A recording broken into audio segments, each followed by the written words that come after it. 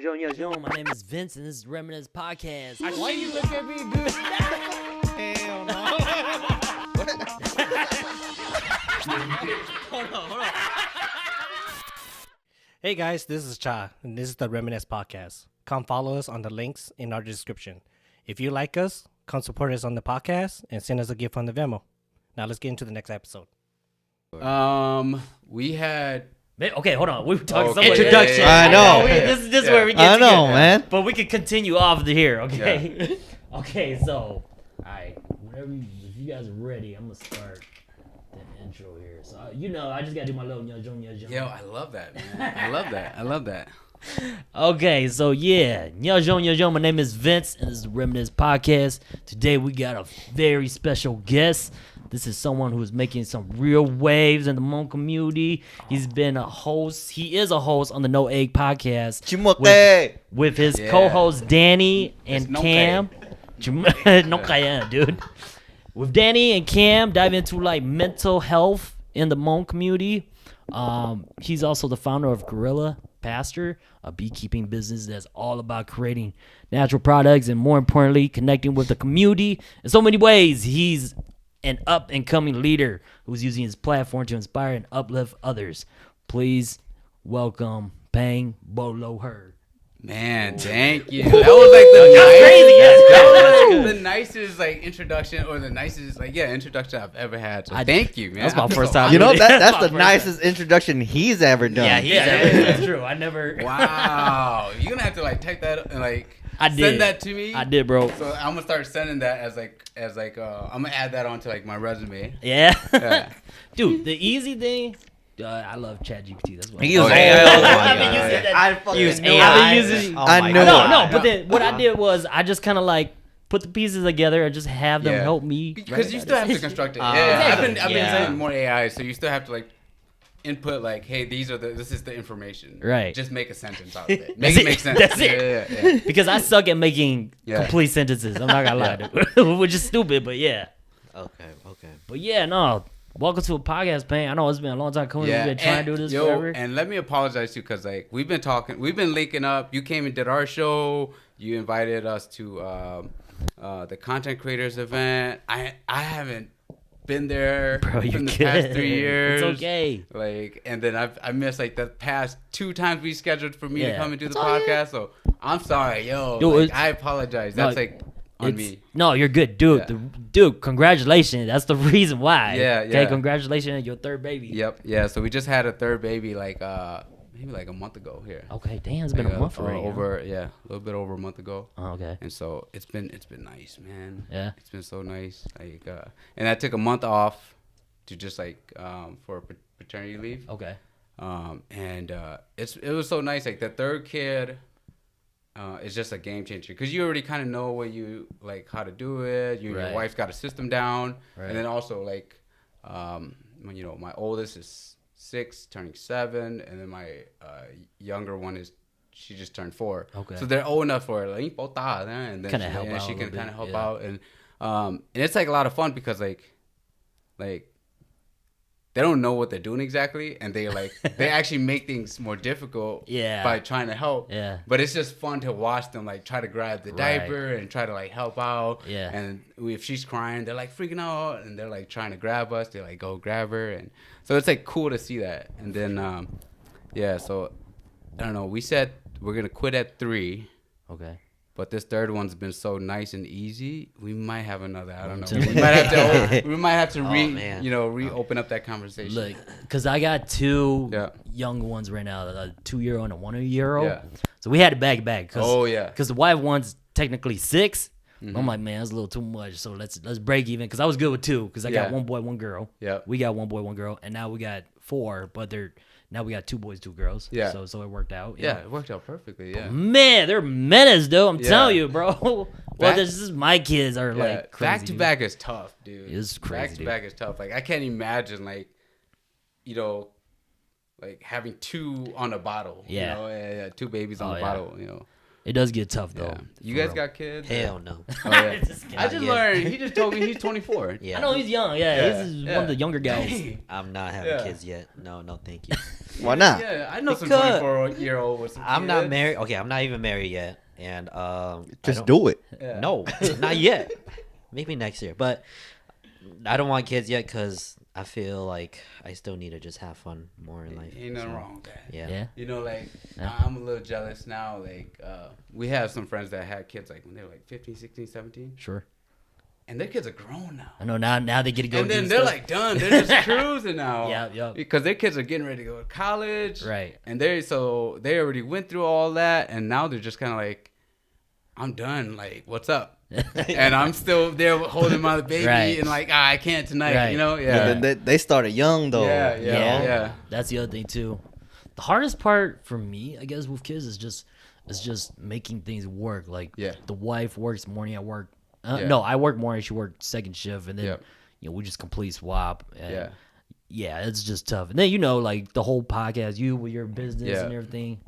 Man, it's tough. How do you keep up with? Well, before we get into that, let's start. We were talking about the No Egg podcast. Yeah. So how that started off. So it started off with me and Tu, and I've known Tu for a long time now. Okay. For probably over a decade now too. But like we worked out a few times, but we've always been like Facebook friends and like we've always like commented on each other's stuff.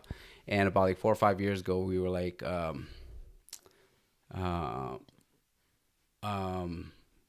we were talking and we were like, hey, we should eventually do a podcast. And then that just kind of never went anywhere. And then out of the blue, like 2 years ago, he hits me up, was like, hey, I got all the equipment. Let's do it. Oh, yeah. And then, like, I was like, oh, shit, this is going to happen. Yeah, I was like, all right, cool. Now, yeah. And then so we started linking up and we started shooting a few things. We had to come up with a name. And so No Eggs is actually just a play on Nonke.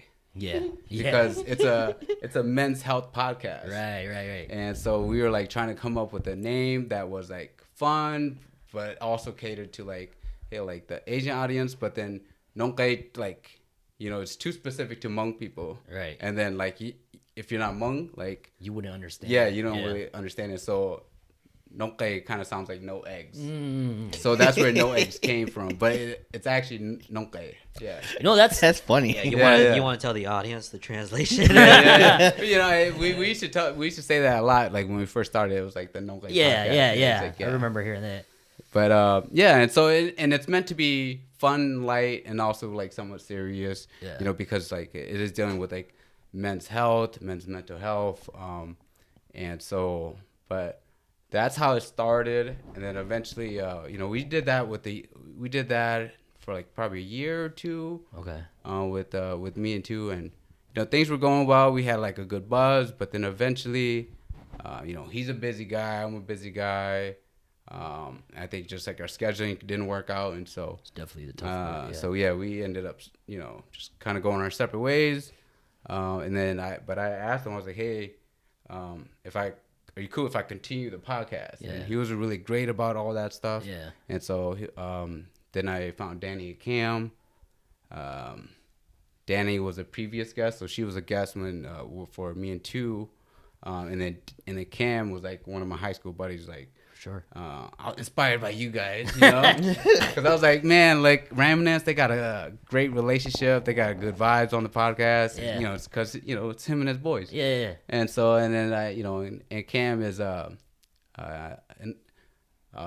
was at the event 2 weeks ago, but he's like quiet and shy at first, but like when you get to know him, like he's like the funniest guy in the group. Oh yeah. Yeah, so he's just like a gem. He's like he is the glue in our group, Okay, that's good. And so like, but he's just a genuinely good dude, and so like I'm super happy to have him on, and he's like Laotian, so I think he adds like a different perspective. For sure. And so the focus is still men's health. Okay. And then of course we have Danny on, and then for me it was important for me to have a female's perspective. I always say, like, there's too many guys talking about men shit. Yeah, too much testosterone. Right? And then too many girls talking about just girl stuff. That's true. And it's just like, it just creates more of a divide. Yeah. And then I was like, hey, let's have a girl on. She can kind of help our audience understand from the female's perspective and vice versa. And then she can kind of help us, have better conversations essentially. With her background, that's like it's so helpful too. Yeah, she's very like she's a therapist, right? Is that what it is? Yep. Yeah, so that helps a lot with the conversation with the mental health. Yeah. Yep. Too. Yeah. Yeah, and then like me and Cam are like pretty similar. We're like, we're the same age. We're married. It's like, probably we've kind of grown up with each other, so we have a lot of similar perspective. And then Danny is like the curveball, where she comes in and she has like like she's still like down as heck and super fun, right? But like it is just different. Yeah. So it makes it a lot more interesting. I thought about having like a girl co-host too, but yeah, I don't know, just the way like me and this guy vibe. Yeah, you know what I mean? Oh yeah. I don't think that's gonna work out. No, for sure. We've been scaring him already. Like, what the hell, these guys? I joined the wrong podcast. Yeah. That was a big learning curve too. And then, that's what like I told Cam like when we had private conversations, like just me and him, like before we started the podcast, I was like, hey, we got to make sure not to burrow out too much or not to like have too much of our own inside jokes, and we have to make sure to include her. Yada. But once we started, we didn't even have to like think about it because she just jumped in. She was like she was one of the bros, and so she was like really cool and down with everything, and so she was able to just kind of like shoot the shit with us, right? And so we were like, all right, cool, like that makes it way easier. Yeah, no, she's super cool. I mean, she was one of our panelists. Yeah. The vibe was just like she's so like humble. And, she knows what she's talking about too, and she's good. Dude, like I feel so stupid, Yeah, you feel kind of tortured, like man, like no, and I think that's like really good too, because like it just shows like a spectrum, I stutter a lot, Cam stutters just a little bit, she's just like on her shit, and so there's like a range of that, and it's funny because like where I'm editing like the raw videos, a lot of times like me and Cam are going and then she like jumps in and like fills in, like she knows she finishes our sentence for us, which is great because sometimes I am stuck, and then like she like just finishes my sentence. So I'm like, all right, thanks Danny. That helps a lot. That. Yeah. I think with our experience with that, it's kind of like with the girls, because we're part of that Control and Create group now too, and LINKTREE and Mix, they're like. They kind of balance that with us too. Yeah. When we do our meeting, because we'll do meetings like that. Last event, we probably had like 3, 4, 5 meetings or something. We had a lot. Yeah, but then each time it was like every time we meet, like we can vibe with them, and like we always joke around too. Yeah. Like we are constantly joking around. Yeah, maybe that's the podcast. And I'm like, we gotta the podcast. keep on track here. Yeah. So we might have to bring them on. Yeah. Them on. And I haven't met LINKTREE, but I met Mix. Yep. And she's fun. She's cool as hell. Yeah, she's fun. She's a good time. Like, she came and did our show too, and she's a good time, and she has like a really good podcast too. And so her numbers are crazy, dude. Yeah. Because she's got out there. She's got that niche that is for everyone. Yeah. Scary stories. Yeah. Because like our niche, like No Egg and Reminisce, it's kind of a specific niche, especially our podcast, because like we're just messing around. But I like to have that light vibe, that like authenticity. Like you really see like, and we get that comments like, dude, we feel like we're like in the room with you. Yeah. I definitely feel like that. I was just listening to it on the way here. Your episode. Yeah. Oh yeah. Yeah. But okay, that's cool. Yes, but tell me about the event, because dude, I apologize. You're good, bro. Because I missed the past 3 events, and you know what is really cool. Like it seems like. And I haven't been there, but it seems like it's continued to grow. You guys are doing more and more. Like I can eventually see you guys turning this into like some kind of like conference or something, creator conference. It felt like that on the last one, Yeah. Hey, but your team was there.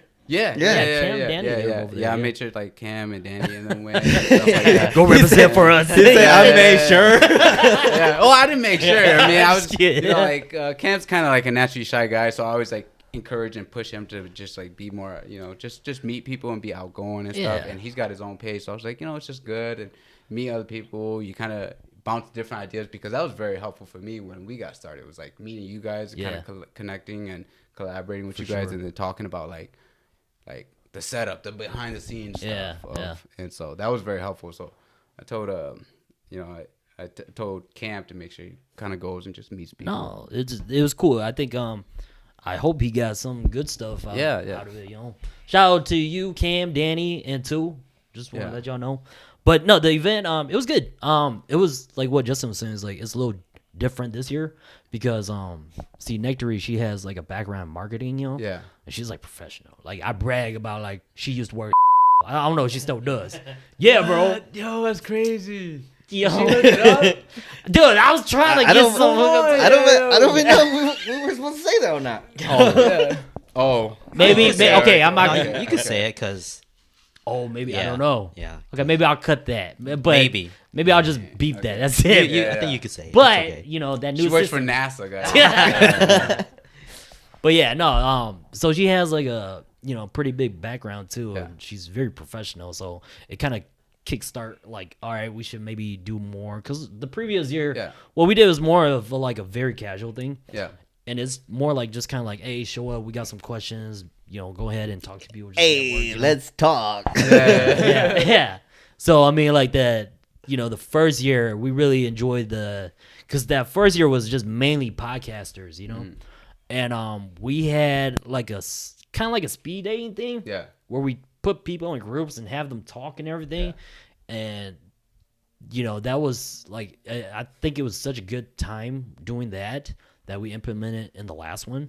So we had the panelists were Danny, Jack, Ariel, and Bert. Yeah. They just kind of explain on what they were doing. I mean, what they do in their field. Mm-hmm. And then after the panelists, we did that speed networking kind of deal too. So it kind of get people involved. Yeah. I like that you guys had that set up. Like, I was like looking forward to doing that because it forces people into like that one situation. Yep. And then it forces you to kind of, have the conversation because like sometimes with these events, there's a lot going on, and then a lot of conversations are surface levels. It's just, okay, cool. Who are you? What do you do? All right, cool. This is me. This is what I do. Right. But for you to like sit down and just talk one-on-one, I think that's a key. And that's like where you're going to get the most, the most out of these events. For sure. Exactly. But I don't know. I'm talking like I know what I'm. No, you're good. I wasn't even there, guys. I'm sorry. No, you're good. Dude. Don't worry about it. I'm like that too. I start mumbling like I don't know what else to say, but you know that these are my ideas. You guys watch The Office? Yeah. Yeah. I love there's that Michael Scott saying where he goes he talks about like when he starts a sentence, he doesn't know where it's going to go. That's like me too. I don't remember that. Oh, okay. But it's like one of his quotes. But it's like I think about that all the time because like I'll start talking and I don't know what I'm saying. Yeah, I'm like same way. That's me too sometimes. Yeah. But yeah, so sorry. Go ahead. No. But I mean, it was cool. I mean, everyone had a role. Like Nevin went around interviewing people that came. Yeah, and I had to make sure we were always on time on things too. Yeah. He also was a DJ too. Oh yeah. Yeah, he had to leave early. Yeah, I did. I had to. Yeah, be at Far East early and then leave early to go to Far East. So he had a big role. Same with this guy. This guy was the moderator. Yeah, I was the moderator. It was pretty fun, like talking like in front of that big group of people. Yeah. I didn't think like I was gonna be able to do it, but then I was just thinking like back in the Marine Corps, dude, I talked to so many people. Yeah. I was like, why you being shy, man? Come on. Yeah. Dude, no one clapped around when he was in the Marines. I was like, I did not expect people to clap for me. No, but then you know how like when people say they served in the military zone, that's technically a sign like, oh, thank you for your service. Yeah. But nobody did that. I was like, I didn't think about that. That's when you're supposed to start it off. I know. I don't think Nevin thought about it until like afterwards. He was like, oh damn, we fucked up. Yeah, I clapped. I didn't want that either. If y'all would have did that, he left like room in his speech for like the clap, but it just never came. It's all crickets. He's like, I'm a Marine, and then nothing. Yeah, that was a joke. No, they were like, he's a Marine. Like, that doesn't look like a Marine. this guy protecting our country. No, but he did a good job. Yeah. Even though like awesome, this guy did like last minute homework. I'm like, bro, you know what you're doing, right? It wasn't last minute. It sounded last minute. I'll tell you that. Because the way I thought of it, it was just talking. I know. Yeah. who needs to practice talking? Like, boy, you got a big job, man. Yeah. It was just talking, you know, because either way, I was gonna have note cards up there, but then I didn't really look at it anyways because we didn't really have time. Yeah, we were kind of quick on time too. I mean, like, you know, it never really goes as planned. Yeah. Because like we try to like plan it out and everything, and then it moves on too quick. You know, questions maybe a little longer, but yeah. Overall, I think it worked out great though. That's good. Do you guys have like footage? Did you guys have some like recording? Yeah, okay. we did. Dude, like, are you guys gonna put out like See, an episode? This is the editor right here. Yeah. Nevin did the. You guys were in control of the video. I can't blame you, dude. Me in charge of the video. I told you guys. I'm like, dude, I cannot edit. We never. If you let me, I didn't mean to bring that up. Yeah. If you let me edit, it will take me like 5 months to edit it. Okay. Because we never edit videos before. Yeah. Everything is just like this simple. Yeah. I told you I don't have the patience. And like editing, what I realized, like editing, like a vlog is different than editing a podcast. Yeah. You know, because in the vlog you have to create a story. Right. The podcast, there's already the story. You just, you know, and you're just finding it and clipping it. Yeah. No, you're right. I mean, but it's fine. It's something different. But I'm probably gonna put the clips together because we did have Mix, her husband, come and did some videography for us. So I just gotta put everything together. So it might take some time because it'd be my first time doing that type of editing too. You know. Yeah. But I got photos up. There's photos up on my photography page for sure. Yeah. So yeah, man, dude, you're a busy guy. Holy shit, you talk about all the things I'm He's doing. so like, busy. He's He's busy because I think he don't like how other people edit. You know. I'm a little picky. That's it. I'm just a little picky. and that's okay. You know and what I that's mean? okay. Yeah, you know. See that You gotta have some kind of Yeah. You gotta know what you want sometimes. gives me a reason not to edit. Yeah. You know. Yeah. Oh yeah, go ahead. No, I'm just saying, like, you know, if to me, I'm just like, I see something and I kind of like, oh, I want to tweak that. I want to make it look more like this. You know, even with the lighting like this, I'm not okay with the lighting we have out here, but you know, it's better than nothing, and I think it gives it a good contrast, kind of. Yeah. Before, dude, I was gonna tell you, before we even have like lights like these set up here, I used to put a whole shower curtain up, a plain white one, and I put construction lighting behind it, just to soften the light, you know. I mean, that's crazy. basically what that is. Though. Yeah, that's what it is, you know. But yeah, sometimes you just gotta be creative, and I don't know. No, man, you gotta make it work, cause like, I mean, like that's what this whole thing is. Like the podcast, like nobody really knows what they're doing. Everyone's just kind of, you know, messing around. The farm, nobody. You know, when I started that, I didn't know what the heck I was doing. I'm a city kid. Right. You know, you just kind of go out there and you just kind of do it and you kind of mess around, you know? Yeah. Hey, I bought bees today. Yeah. Hey, I got to go pick it up. Like, yeah, like when I got the bees, I was like, yeah. I had no bee suit or nothing. I just had to go, like, I ordered it, came in, and the farmer said, come pick it up. Really? And, So let's dive into that. Yeah, good transition. Yeah, that's a good So, transition. okay. Let's No, get but are we done with the... if you still got questions. Yeah, like I guess I don't know. How was it? I don't know. Overall, I think it was good. It was a good turnout for sure. But I think next year we can really improve for sure. Because there are some things that I noticed. I'm like, okay, like this needs to change, and You this need a needs to guy change. like that. Yeah. We need a so- guy like that. on the podcast too, yeah. I was just watching the whole time, like, I think we might have missed a couple things, but it's okay. You know, next year we're gonna improve for sure. And like what I was thinking is like I can see you guys making this into like a larger deal, Right. like in a conference. Have you guys looked into like applying for grants and kind of making it a bigger deal? I had a vision already. I had like, That's So Raven, that show. Oh, for real. Yeah.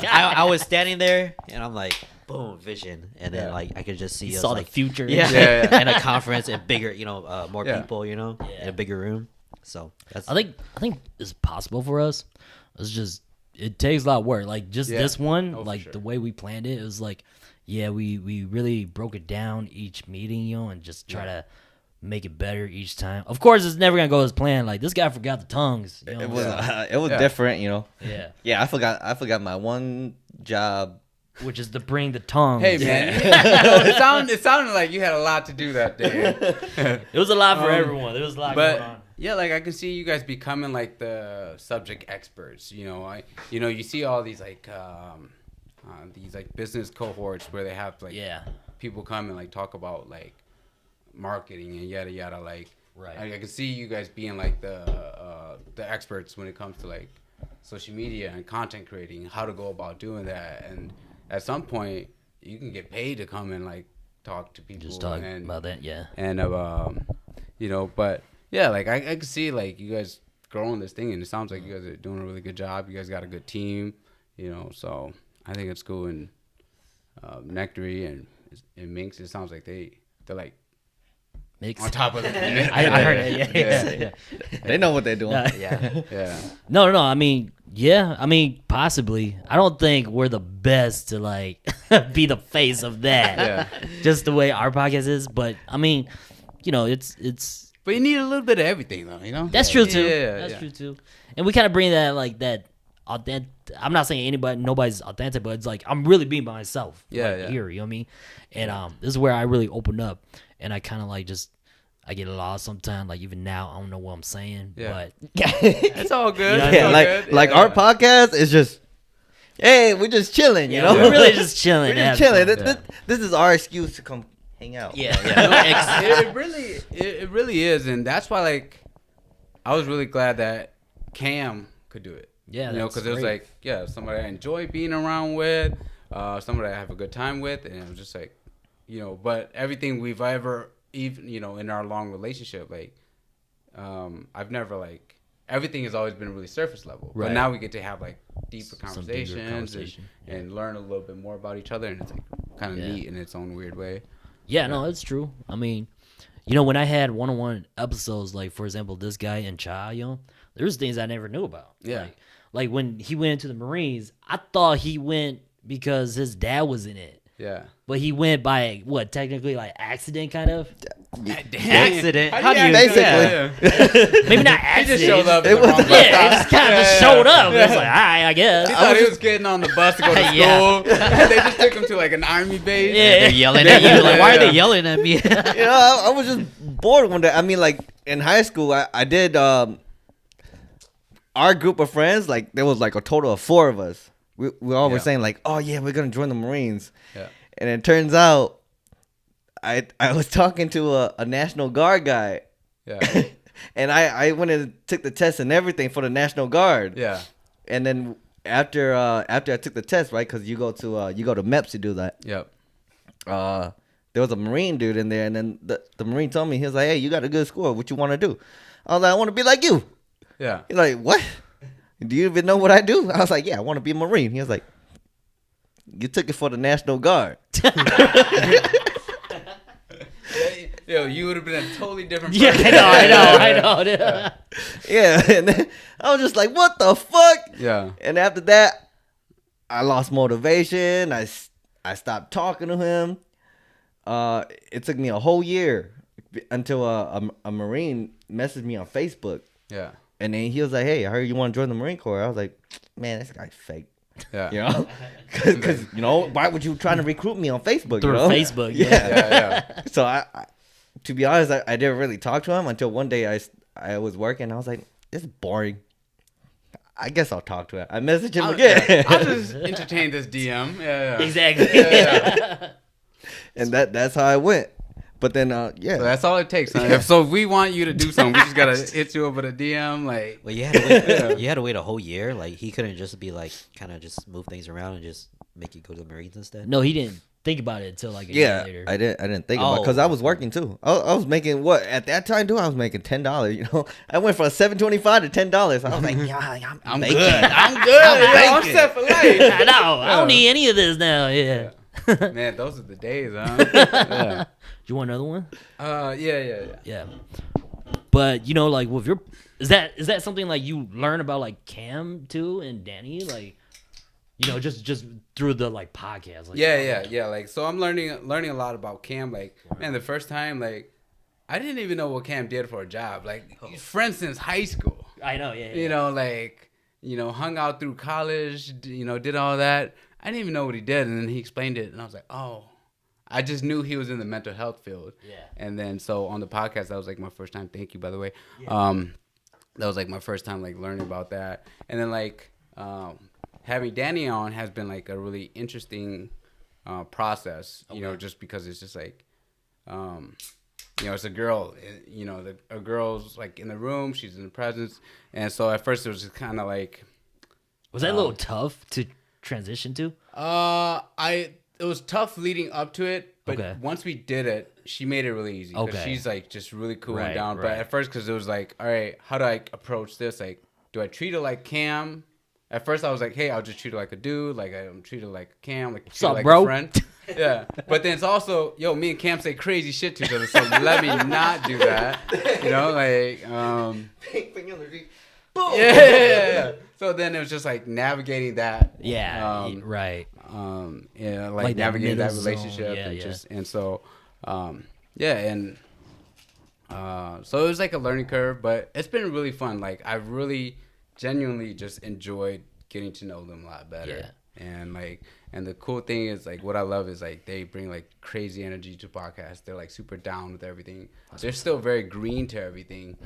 So it's just like anything that any ideas that anybody has, everyone's like, cool, let's just do it. Let's just do it. You know, when we hosted that J4 thing, at first me and Cam, like when I told them about it, me and Cam kind of was like, I don't know if we should do it. Yeah. I don't know. And then Danny was just like, don't overthink about it. Shut up. Just do it. We'll just do it.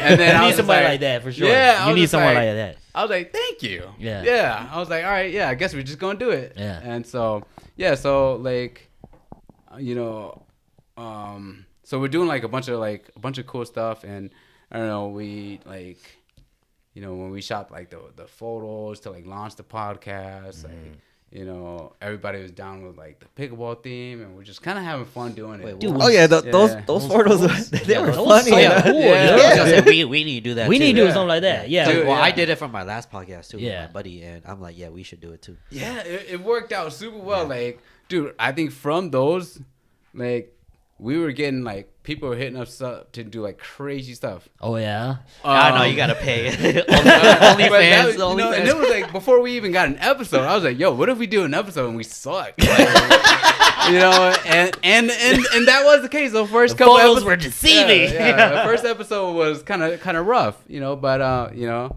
and but it was cool. It was so cool, and it's just like they bring such good energy. They're so down. They're just like anything that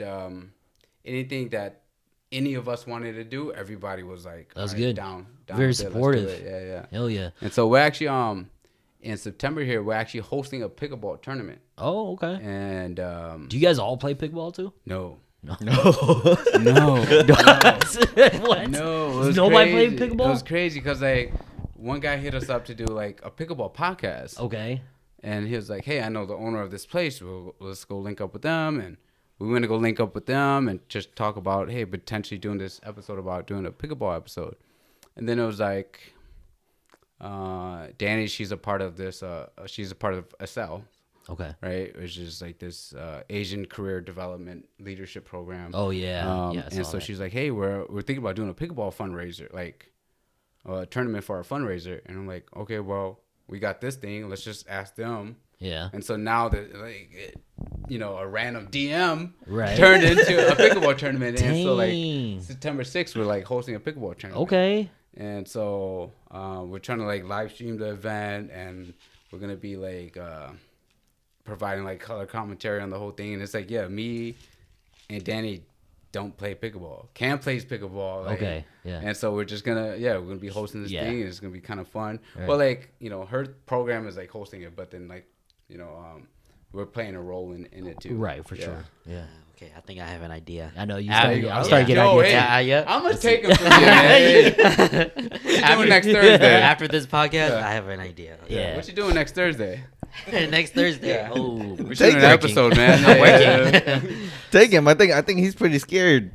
I'm not scared. The way we treated him, he was like, man, I joined the wrong podcast. Hey, let me beat both.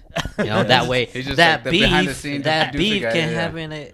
Oh, so he doesn't know about this beef. Oh yeah. Yeah. The beef isn't, you know, it wasn't real. It was just kind of like this. It wasn't real.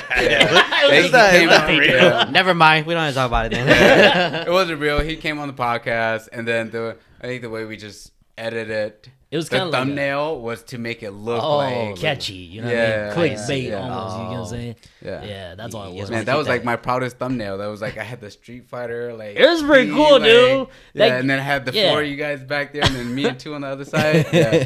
No, that was real cool how you did that. Like you guys got some really good idea too, and on top of that, how you guys do a lot of event stuff. Okay, like Danny, she's obviously a spokesperson in a way, and you're always out at these events like that too already.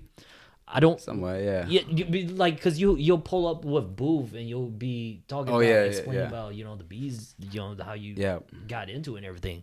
So it's like, it made me feel like, damn, I need to catch up to y'all. Like, we need to catch up to y'all. The most we do is just the, you know, creators networking event. We're just bored. And you know what I realized too is like, it's like, if you do anything like that is kind of out of the ordinary, right? You're probably the first Hmong person to do it. So then Hmong people automatically will gravitate to it because they're gonna be like a little curious about what's going on here. Yeah, that makes sense. So then it was just like, hey, I was farming, I had bees, and then automatically people are like, oh, it's a Hmong guy with bees. Yeah. It's kind of cool. Like, what's that about? Right. You know? Yeah. So like, like I always tell people, it's just be creative, do whatever you want to do, and as an adult, like you don't gotta ask for any permission to do anything, right? You can just kind of do whatever you want. And like I said, more than likely, if it's something like kind of out of the norm, you're gonna be the first Hmong person to do it. Yeah, for sure. Let's transition. Could we do gifts? Can we do gifts? I got gifts for you. I'm excited to give you some gifts. Oh yeah, that's why. Go ahead. Yeah. And then we'll transition. So we're out on the farm. Oh yeah. You know, we do a lot of like kind of fun stuff, and I get bored. And so sorry, this shit was like heavy as fuck. So it looks heavy. Yeah, and he's giving us. So I got some gifts bricks from the farm. It is bricks. it is actually bricks. A brick. So we've been like playing with like that's what you're nice. I made like 4, and then you can kind of decide like what you want. Damn. But this dude's an artist.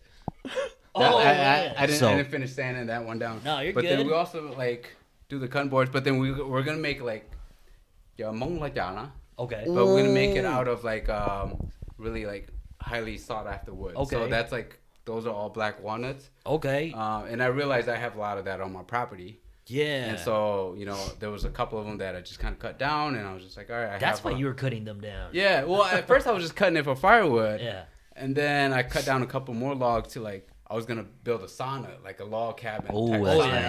For myself. Like, so I had these logs that was cut down. I was like kind of drying. I had already debarked them. Okay. And then one of my buddy was like, he was like, that's a cherry tree. You definitely don't want to use that for your log or for your sauna. Okay. And then he was like, that's a black walnut. You don't want to use that. Okay. And I was like, oh, well, dang, that's kind of nice. Yeah. So I just kind of kept it. It was just kind of sitting there. And then I had another buddy come like, hey, my dad needs a cutting board. Can you just cut us a few? And I was like, all right, cool. We'll just do that. Sweet. Okay. And so we started playing around with that. And so now it's just kind of like, I don't know. When I get into things, I really get into it. I'm like, I bought a massive chainsaw. I bought like, you know, and then so I got my router sled, my router table. Yeah, there you go. So we're just kind of like messing around still with ideas. So those are kind of the first couple things. Okay. So just some trials. So. No, dude, this is. Yeah, I was gonna throw them away anyways. No, I'm just kidding. But I got another one too. So then. Okay. But yeah, so these are just kind of these are the black walnut slabs. Okay. That one's for Cha. Yeah, so you guys can kind of divvy them up. What is this middle part right here? So that's just like epoxy. Oh. That's the epoxy resin. Okay. Yeah, and so then that's just that's like one little slab of the walnut, and then I just cut it down the middle. And I put the live edge on the design. Inside. Yeah. You know what I'm saying? Yeah. That dude got bored one day and became an artist. No. That's the truth. Is like I just get bored and I'm like that too. Like all of a sudden, like I get into some like I've been like I got deep into like ancient aliens and civilizations. Yep. Stop. Me. No, Real, bro. Stop. I'm the same way. Stop. You gotta be careful though, because you can go down the wrong. You could get into the wrong things. You know. Exactly. Yeah. Flat Wrong Earth. thing. Yeah. You know what I No. mean? Yeah. You start going down that route, man. Well, that's the thing too. Like you're out there gardening. You're like in this like holistic. Like approach to like gardening and stuff. Right. Now you start getting into like holistic medicine. You start getting into I can see that. anti-vax stuff. I You can start see getting that. into like, hey, let me cure cancer with a bee sting stuff. And then it's like, you start digging. You're kind of starting to teeter down that line of like crazy conspiracy. Go so down that rabbit hole. I have to. I I have to keep myself grounded. Good. But yeah, like definitely enjoy that. Like I said, that appreciate started it, bro. with like just. Thank you, We man. had some firewood. We were cutting down the firewood, and I had a video of like me trying to cut this like block of wood. Okay. I took like 100 swings at it, Yeah. and and I had a video of it, and then my buddy was like, "Oh, why don't you break me a piece of that? Cause I could, I'm like swinging it like with a So you splitting going maul. Okay, so you're using Yeah, so it's like, all right, and it wasn't going, so I was like, all right, cool. But that was from an elm tree, and the elm tree is like the hardest like hardwood in like North America. But black walnut's just pretty. Then like we said, I had a cherry that was down, and then I just kind of like it made me like really interested into like the types of trees that I have on my property. Yeah, I know. So like eventually at some point I just had that little app on my phone. I was like running around in the woods taking pictures. Like, What tree is what's this? Yeah. And so it's like, all right, cool. Well, I guess I'm the tree guy now. Is this dishwasher safe? Yeah. So the epoxy is like we made sure it was like food safe and stuff like that. All right. Yeah, I'd definitely go down routes like that too, because like one day I'm like looking at bonsai tree and stuff. Yep. And I'm looking what type of tree this Yeah, is good you go for. cut You know down what I a mean? tree, Yeah. you're like, I was like, okay, I let could me- grow this. Yeah. It's gonna take like 2 years, so Yeah. but whatever. Yeah. Instead of your ancient alien thing, you should have talked about your bench that you made. My bench. Oh. Yeah. Oh, so I used to be a carpenter. Yeah, you went to school for carpentry. I did. I went to school Man, for I might have to carpentry. bring you in on this, man. Dude, Yeah. it's been so long, dude. I'm doing maintenance, which is not much now, Yeah, I'm a maintenance man too. Yeah. Hey, man. Hell yeah. Hey, man. Hell yeah, we keep dude. the world. Okay, we keep the world running. We all right? maintain the Yeah. world, okay? That's why Right. we're maintenance, okay? Hey, you pencil pushers don't understand, okay? Damn. All right. All right. We're the reason why you guys have jobs, all right? Without You us, guys- you wouldn't have light in your Oh office, yeah, okay? You yeah, guys- for sure, for Yeah, sure. they do our I scheduling and see them. sign our checks. Yeah, So I we know, do gotta yeah. chill. I see them all the time. Yeah. I see the maintenance people all the time. But yeah, no, like when after I got out of carpentry, I got into just trying making stuff, Yeah. And so like one of the things I made was a bench that it's like a table, it's like an outdoor table with the benches. Yeah. But it could flip into just like a sitting bench. That's it. Oh, damn. So I found that Yeah. online. I'm like, oh damn, I haven't seen anyone done this, So Yeah. so I just kind of like kind of took the prints out and started cutting it up and putting the pieces together. It was super heavy though, because I was Yeah. using 2x4s for everything. Yeah. So everything was heavy. I had to sand everything. Yeah. I had to like just poly everything too. Yeah.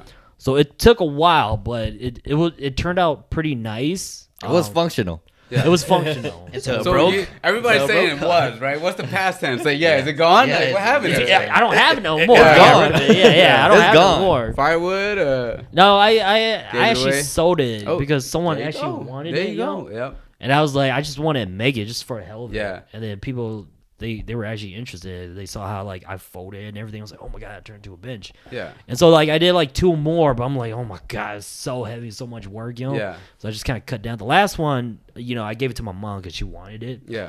So, and I try to like edit the design a little bit, tweak Yeah. the design a little bit, because the legs or the back wasn't high enough, in my opinion, because I wanted like a high back, so and a wider table too.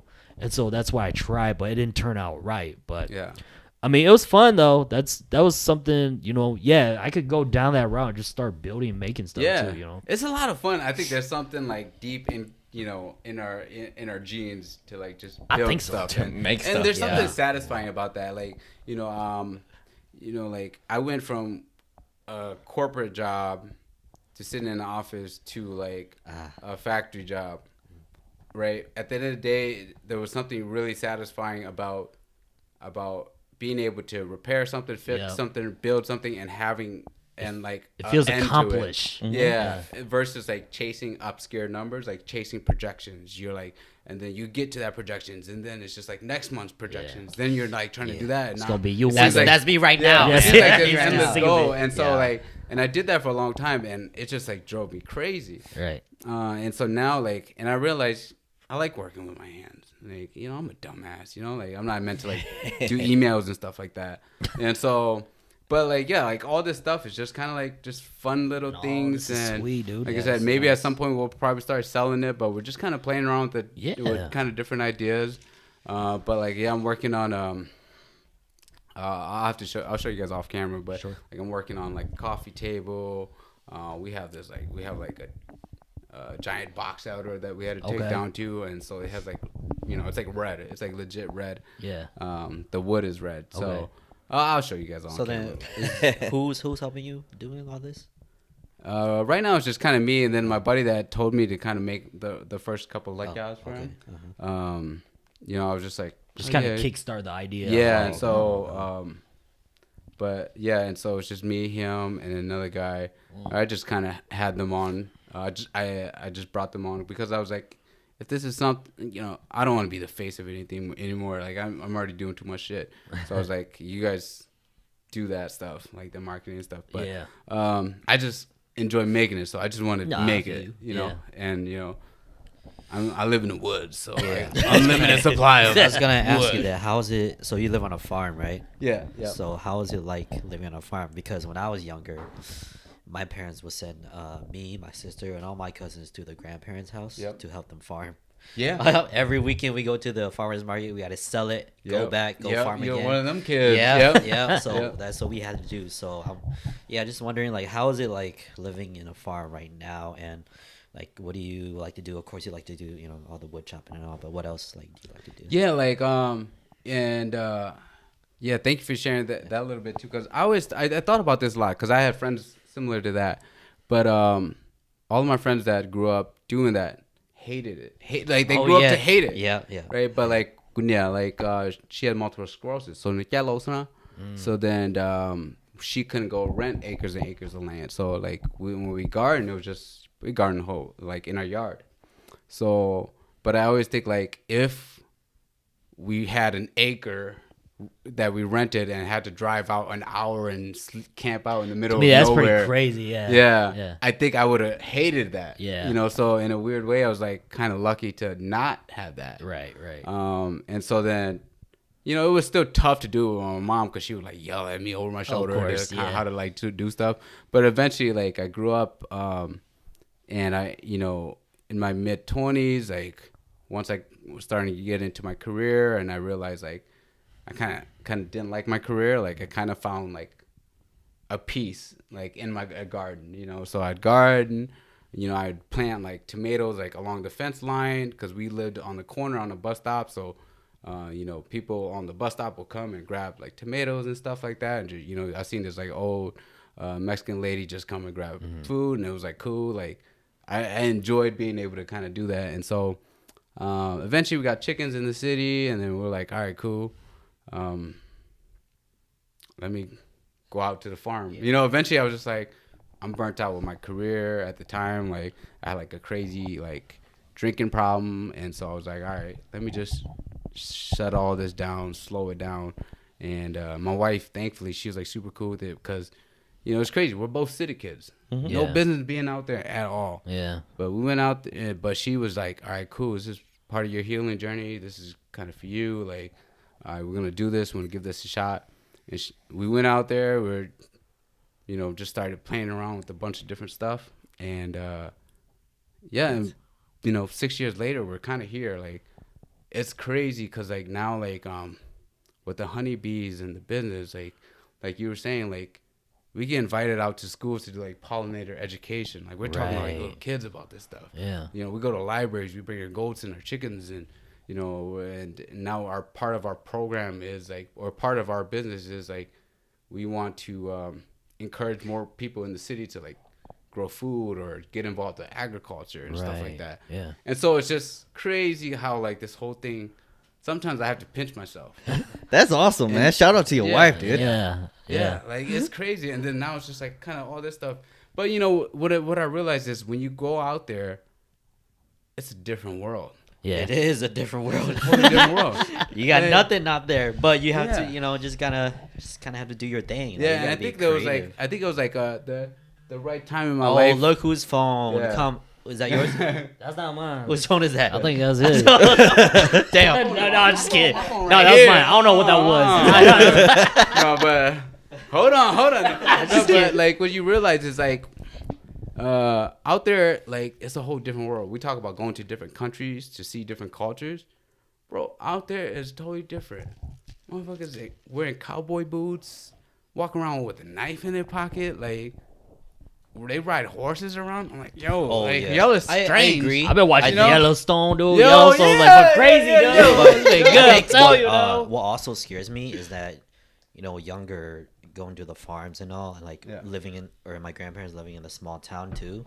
Yeah. It's also the racism that you know that goes down. So it's like, damn, like you kind of have to be careful with that. Yeah, I think, and that's a reality of it too. Is like, but and we.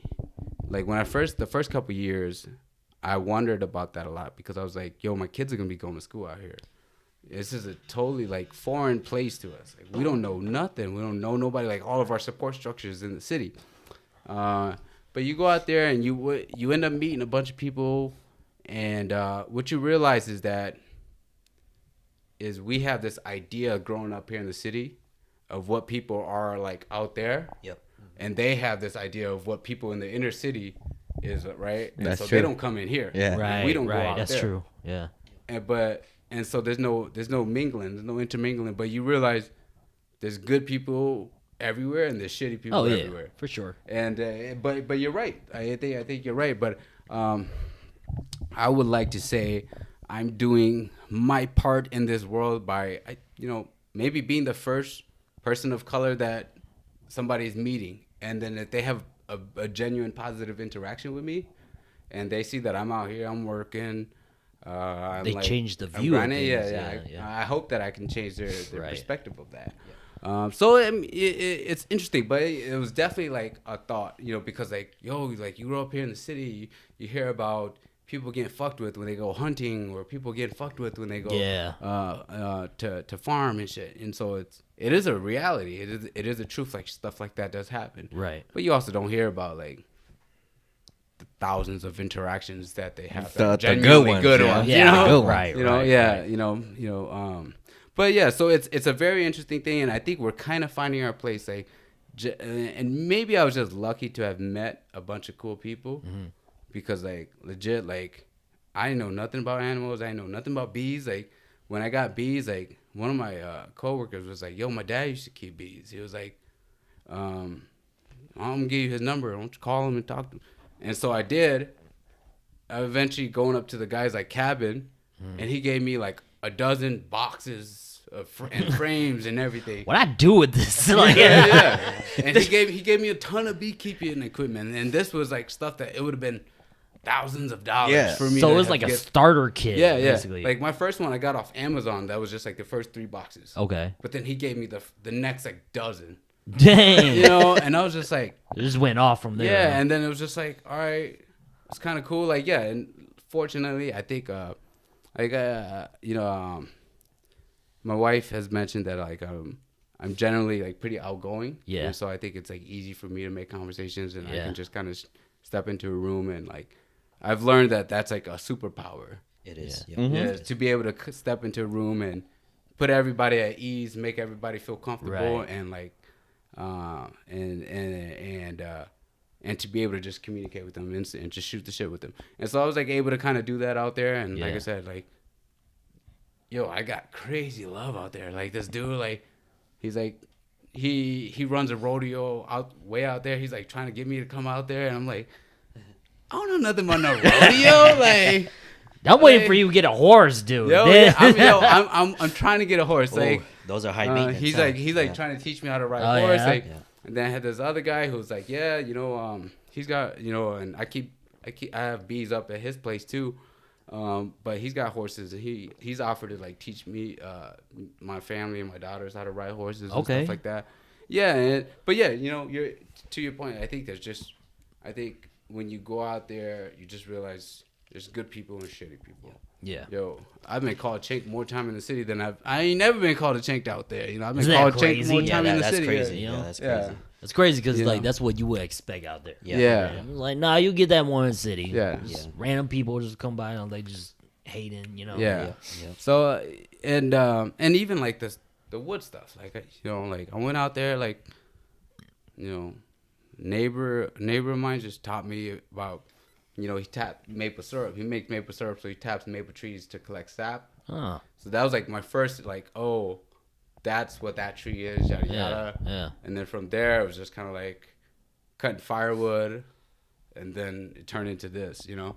But I don't know. But I guess the point is, like, just do some shit. I don't know. Do something. Do whatever, and whatever is fun to you.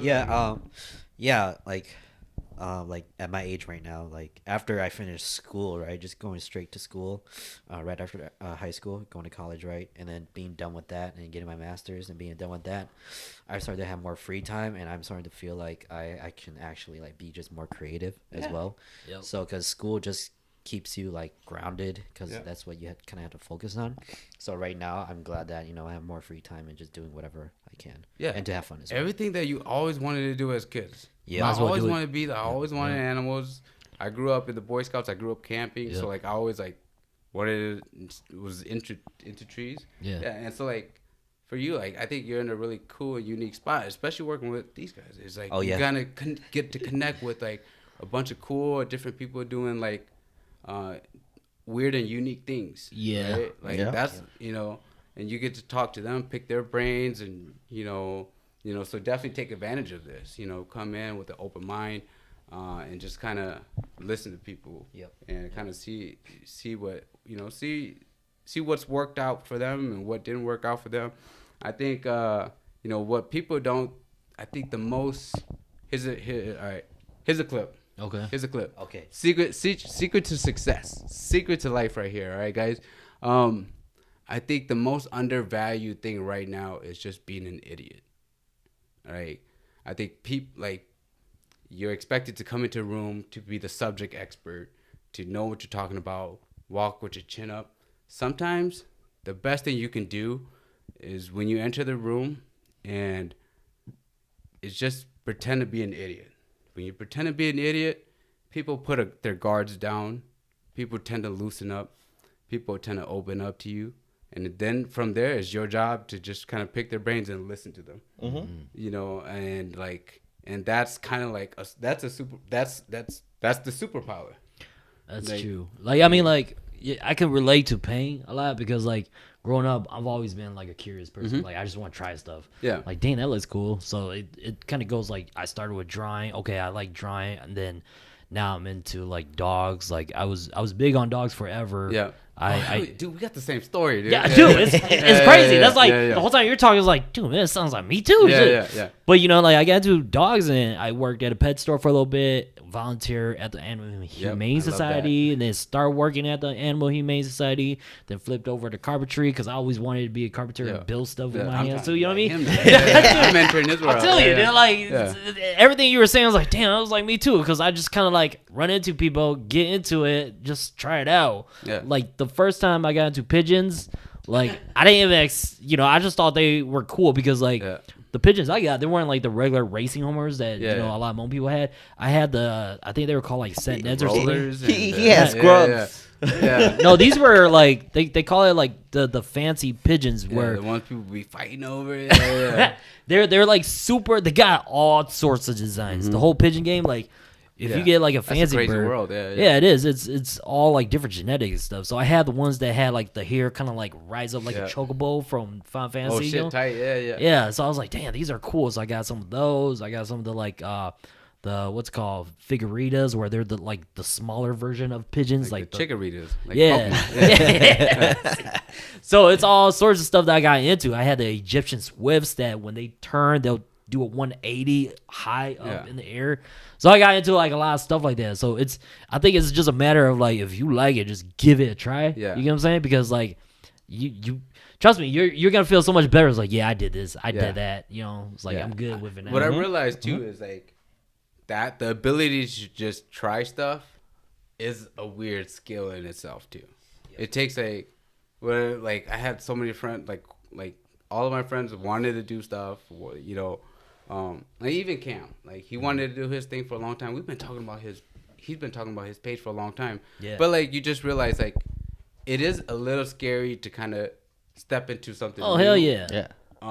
The fact that you can just do it willy nilly, like you and I. Yeah. Like I've learned to really kind of embrace that. It was like, oh shit, like that's kind of like a weird, unique thing. Like my like go-to phrase is just fuck it. Yeah. Fuck it. Just try it. Fuck it. Do it. You know what I realized is too is like it's because we don't have any actual real talent.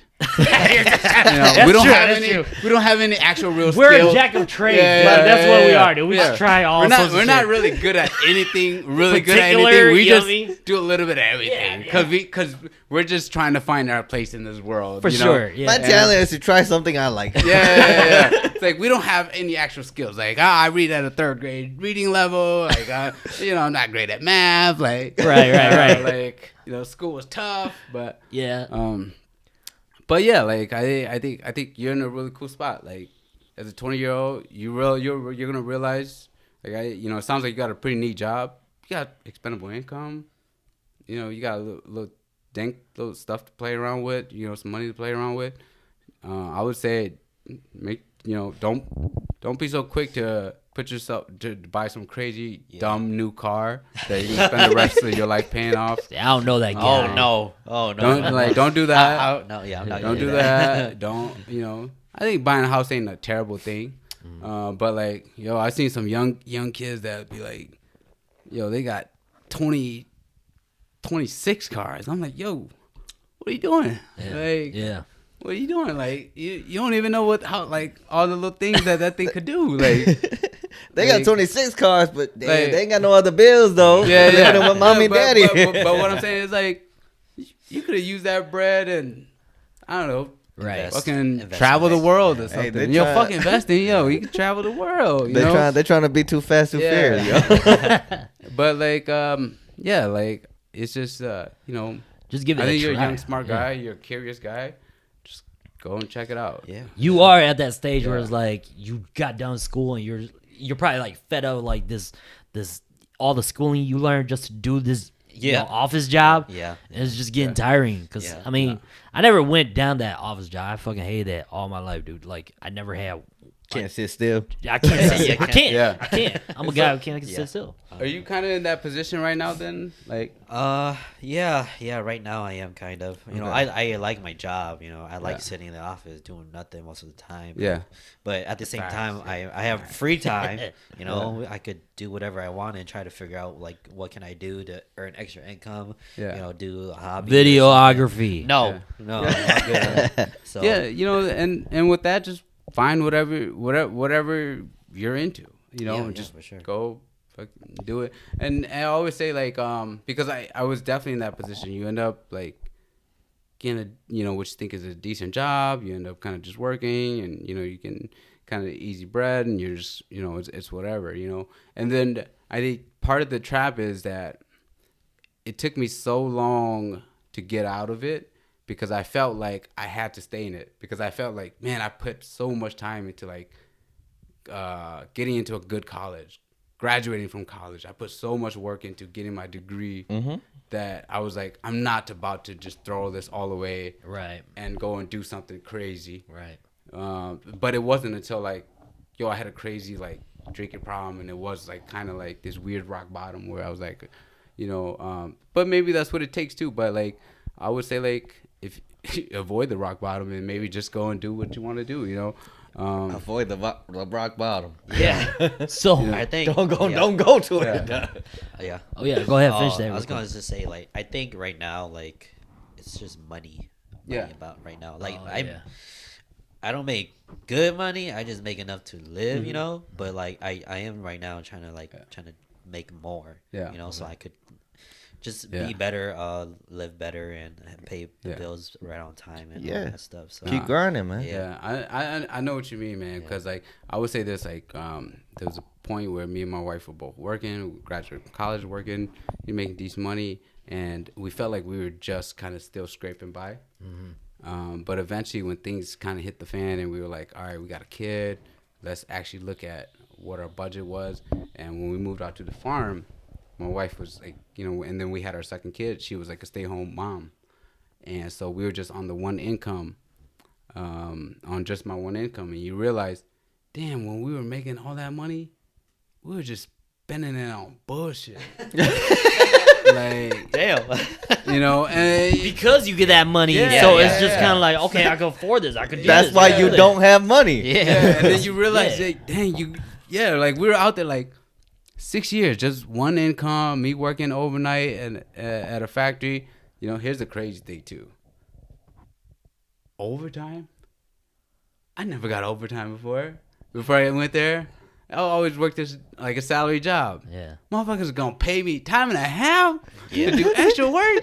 I've been doing extra work my whole life without getting paid. The fuck this salary job, with right? the salary. Yeah. What? Like I was like, I'm signing up for all the overtime. Yeah. Like, but like what you realize too is like, are you really just scraping by, or maybe you're not, your car, you could downgrade a little bit. Right. Maybe maybe you don't need a new jacket every time you go out, or whatever. Yeah. Maybe you don't need 6 beers every time you go out. That shit gets expensive. But you eventually, like, when you, like I said, when things hit the fan, you kind of go, damn, like what's really important. And for us, it was like when we moved out there, it was just like, all right, cool, we got kids, we're gonna focus on the kids. We're going to make sure to not say no to them. So that if they need something, we're going to make sure we work our ass to put it to, I miss meals to make sure to get them toys, Yeah.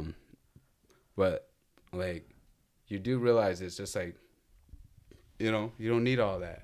But, I think, dude, we just focus like this is one of the podcasts I think that we focus the most. But it's because, like, dude, it's real stuff that you're saying, it's really like real life stuff that you're saying. I'm just like, damn, dude, I get what you're saying. But it's the truth though. And then like I said, like going out there and you end up meeting people like you end up doing a bunch of crazy weird it's shit. a lot of random stuff, dude. Yeah, but then you got to be able to. It's also a skill to take the random weird shit that you do and eventually turn it into a side business or something. That's the other thing I learned while I moved out there. Yeah. Everybody got LLC. Everybody out there has got a side gig. I was gonna ask you that, like, did you like sign up for an LLC right away? Did you did they even know, or before you get into that, I just want to take a quick break because I know you gotta go. How you know, man? I know. We know you. I know you holding it. I was like, damn, I'm holding your shit. Just because we talk shit about you, don't mean you can't that go. good. Yeah. I know. But all right, quick break. We'll be right back. Okay, we're back. So well, you have your bee business. Let's talk about that first, actually. So, why did you get into it? How did you get into it? And of course, the LLC. Like, did you apply right away, or did you know about it? Did you not know about it? Yeah. So when we moved out to the farm, part of the deal with my wife was like, yes, it was like an opportunity for me to like just take better care of myself. But it was also like, when I pitched it to her, I had a whole business proposal of what we were going to do. And so it was completely different than what we're doing now. We're going to do meat birds, we're going to do pasture poultry, and we were kind of jump on this wave of like organic, holistic food, because that's like where like I see food, the food trends going is more localized, yada yada, whatever, right? But so I had this whole business plan like planned out. So right away, LLC went out there. We went out there, had the LLC and everything right away. Things changed though, like as it went on, like and the bees were just a side thing, and we were trying to make everything else work. We did to eggs. We did merch. We did meat birds. We did a bunch of different stuff. But we always had the bees. But that was like the one constant thing that people were asking about was the bees. And also, if you do like an organic pastured raised chicken, and you're selling it for $20, most people are gonna buy it for $20. They go to the Thought Chapel for $5. They could buy a bird that grew up in with a billion other birds in a little 10 by 10 area. They don't care if it's they don't care if it's like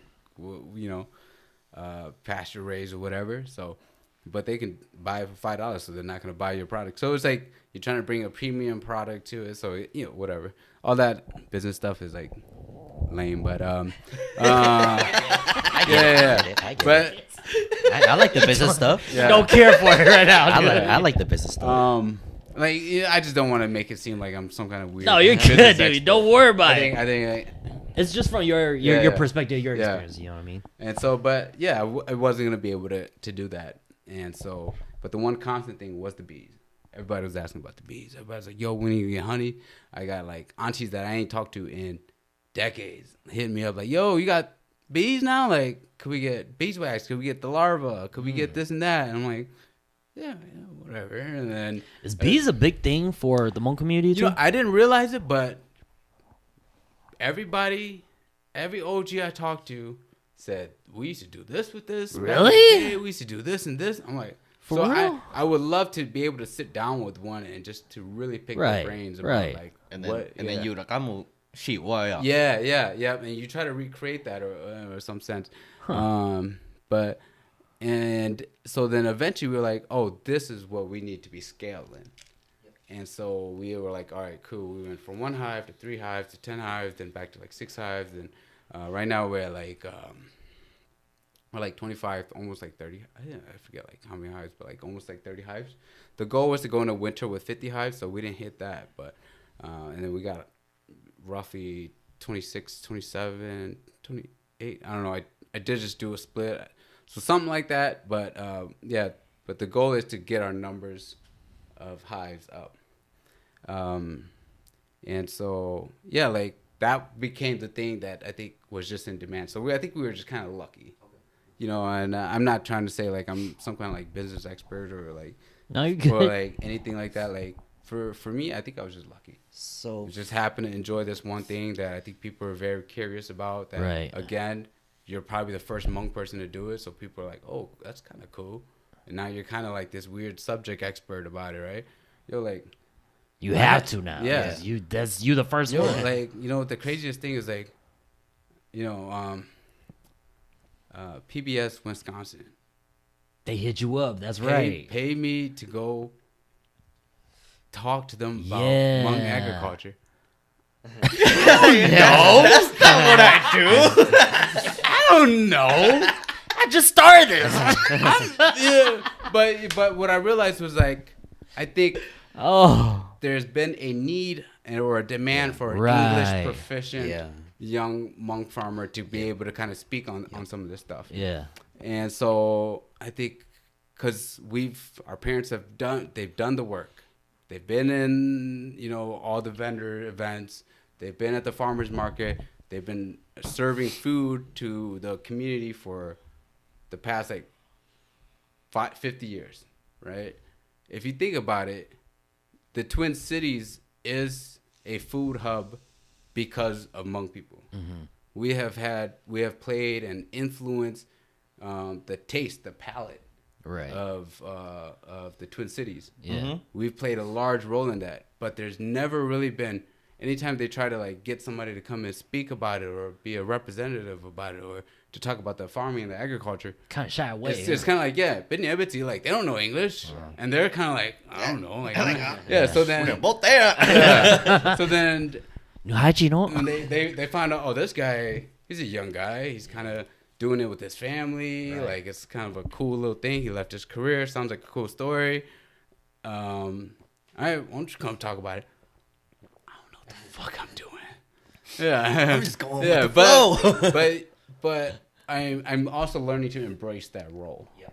And there's a couple of really cool, unique young people that are kind of doing something similar too. But we all try to stay connected. And we all try to like help each other out on this weird journey, just because like this is uncharted territory.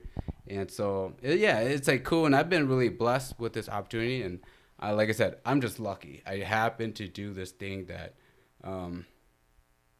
that there was a demand for, and I think people wanted to know like what was going on, and that it was something that is I guess culturally connected to us, right? Right. Because we've been involved in agriculture for the past billions of generations. Yeah. I think that's I think that's what Hmong people are known for. Yeah. We're farmers. I always say like if we stop farming this generation today, we'd be ending a whole long lineage of farmers. Yeah. We'd be stopping that. We'd be putting an end to that. Yeah. And so when they see like a young guy like me, and I'm just kind of being honest of like what actually happened, because I was just kind of like, when I got these opportunities too, I was kind of like, I don't know if I'm the guy. Right. But like I'm slowly learning to like kind of embrace this role and shit. And yeah, like I said, I'm just lucky, dude. Yeah, but at the same time, even though that you're picking these up, you're helping others who may have interest in it. You get what I'm saying? And that's a good thing, because I mean, like, we keep talking about this too. It's like we are for the next generation. Yeah, we're the new We're the OGs, unks. elders. We're the Yeah, we're the now. unks. You get what I'm saying? We're on our way to being the OGs now. So we gotta like slowly learn the culture again. Yeah, because like in my kind of like stepping stone of learning culture wise is like Hmong Yai stuff. You get what I'm saying? Yeah. Like, for Hoopli or something. Like I gotta learn how to say that stuff. I know he's laughing because it's like he's good at it. He's good at. Are you? Dude, that's impressive. Yo, I know nothing. You know what I mean? Yeah. See, I don't know. Yeah. And Nevin's taking classes on it, Okay. which Right, is just- props to him. Just too. a language class, but Okay. Right. maybe in the future I might for the Hoopli class. Yeah, from But- that one Yeah, dude, that one. the teacher. I think Yeah. he's like professor or yeah, something too, right? Yeah, he's been teaching for like 20 years because he taught in Utah, I think. Yeah. And Okay. then he came to Minnesota, and now he's like teaching Hmong classes and all that too. So. I'm gonna have to hit y'all up about Dude, that. but 'Cause, then- like I didn't grow up with any of that. Like Yeah. my father left when I was really young, so like when they left, they didn't leave too. So then you're just with your moms, and so I never went to any of that Damn. stuff. Oh. So you I don't know nothing. So you're not connected with like your dad's side at all? Man? All the young cousins have made an effort to reach out to each other. Oh, okay. It's really funny. We always say, man, when we turn 50, that's like I told my wife this too. I was like, when I turn 50, that's when I'm gonna lose my shit, Right. And I'm gonna go and marry a second wife. What the fuck? You got 20 more good years. Look, it's like I can't do nothing about it. The story's been written. Oh man.